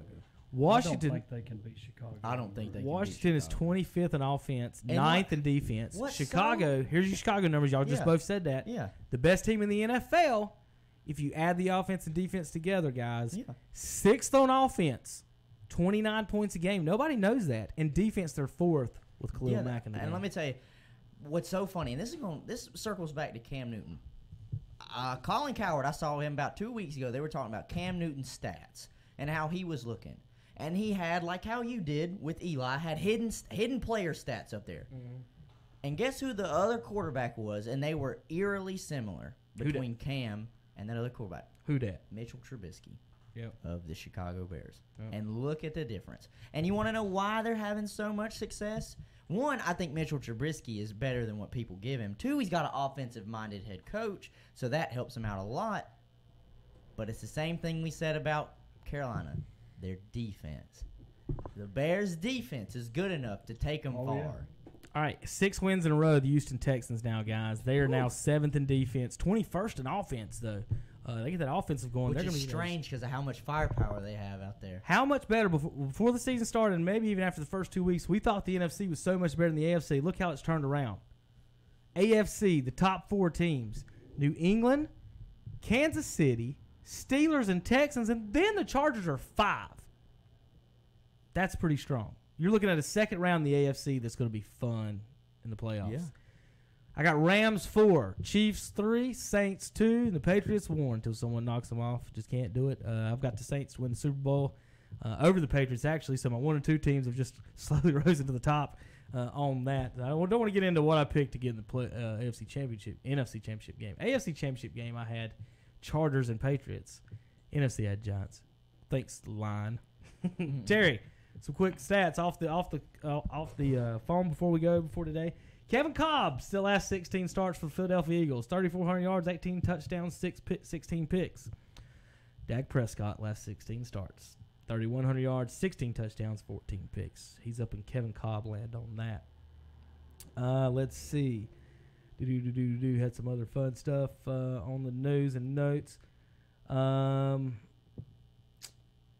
only positive Wizard this season, Hunter, is Dwight Howard. Only plus negative Wizard they have is I'll Dwight. tell you There's this. good news. I'll tell you this. Of course, I don't like name dropping, but I mean, obviously, you're in this business. You watch and listen. I was listening to Stephen A. the other day, and he said it's time to blow up the Washington Wizards. And I'm gonna be completely honest, it is. For as much talent as you have, I think John Wall has a drinking problem. You don't talk about alcohol in public like that if you don't. Not the way he acts, not the way and he might. And he's coming you know back what at people telling him to mind their business. He parties on Saturday night. They said that he is going partying, and you know what has become really apparent? He looks big. He does. Has he not? He looks like he looks like he's holding alcohol weight. Yeah, so I'm just saying that from that's an opinion on a fact, folks. So don't take that. Yeah. NASCAR news and notes. Harvick. I had all kinds of crew chief suspensions and other things going on this week. NASCAR is in some disarray. We're going to update that next week. We're going to really get into that next Saturday morning. We don't have really time today, but we do have a broadcast this week, Xfinity today, and then NASCAR Monster Series tomorrow. I want to get in there on that. Real quick, next week, of course, we'll have playoff football, high school playoff football Friday night. Crest, Kings Mountain, Shelby, and Burns, of course, will have their games, and Cherryville. Then we'll have a Lincoln County game of the week. We'll probably be North Lincoln. Hunter will be with the Kings Mountain crew, him and Jason. Welcome back to them. They could possibly be playing Crest in the second round matchup. If that happens, we're going to stick Hunter in the studio maybe on the Friday night and with Terry and let him talk about those things and go over that. A couple news and notes, folks, for folks you've been giving us calls and asking us questions here on KTC. We're going to get to the schedule and some of the folks here in KTC in just a minute. Terry, you got any other news and notes, either one of you, before I'm going to go ahead and get set up to end the show? If you guys got anything else to say that we might have missed or something, I'm going to get to Lewis just a second. So just if you're going to get to that, any other news and notes going in to this Friday night? I don't know about going into this Friday night, but news and notes. Unfortunately, you hate to see injuries in sports. Dez Bryant signed to the New Orleans Saints on Thursday. Friday in practice, what they say is a torn Achilles. Yep, the last drill tears his Achilles. Hate to see it. Wish him all the best, because I know the Achilles, people say the ACL is hard to come off of. The Achilles is the hardest injury to come off of in sports. All right, I'll make sure I get in front of the camera on some of this. A couple of the Calvin and Tim Johnson today will be out at McKinney MS Power Sports in Gastonia, right on Franklin Boulevard. Right up there past the movie theaters, going towards Belmont there on the right, across from all the car dealerships and up there, folks. Go by there today. Going to be fun times. It's layaway for Christmas sale out there today. Calvin's going to be out there with Tim Johnson and that. Wondering where Perk is, folks. And Steve, we got some updates. Steve, if you listen, was on the radio Thursday afternoon with the Christmas show. But just learned that he had a little setback and he's back in the hospital today. Hopefully he'll be okay. Some kidney problems maybe. They're Terry or bladder problems maybe. But Steve's hopefully he'll be okay. He'll be back on. He's supposed to be released next week, and he's supposed to be back with us next Friday night. So I did want to mention that. So Steve is supposed to be back with us next Friday night. The other Steve Perkins, if you want to know, he is also out in Charlotte right now at a hospital. Had some heart problems, so let's pray for him too as well. And then, of course, finally, Terry sent you a note yesterday, and we'll talk more Friday night about it because we don't really have much time to get into it. We don't know the details and any of the other stuff, and don't have the time to really talk about it. But KTC lost another member of our family, and he's more than just the KTC family. He coached my father growing up, teacher at Bessemer City High School, retired there. Louis Carpenter, folks, passed away last night, and kind of like a great uncle to me, over the years.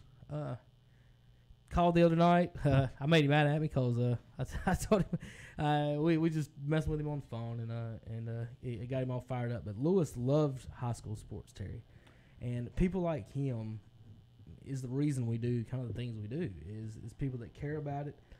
His name is on the press box over at Bessemer City baseball field, and he meant a lot to a lot of people. He used to host our Friday night pregame show and post-game show. And the post-game show. Did.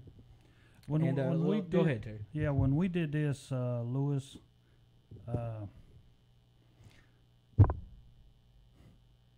it's hard to describe how fun. It is. He's fun. I mean, he was fun. He meant awesome. a lot to me because, I mean, we'd be in here and we'd have people calling from Florida, Virgin Islands, Canada, everywhere, to speak to us. And, Louis, you're going to be missed. I mean, and he always would end the show by saying, if the Lord ain't willing.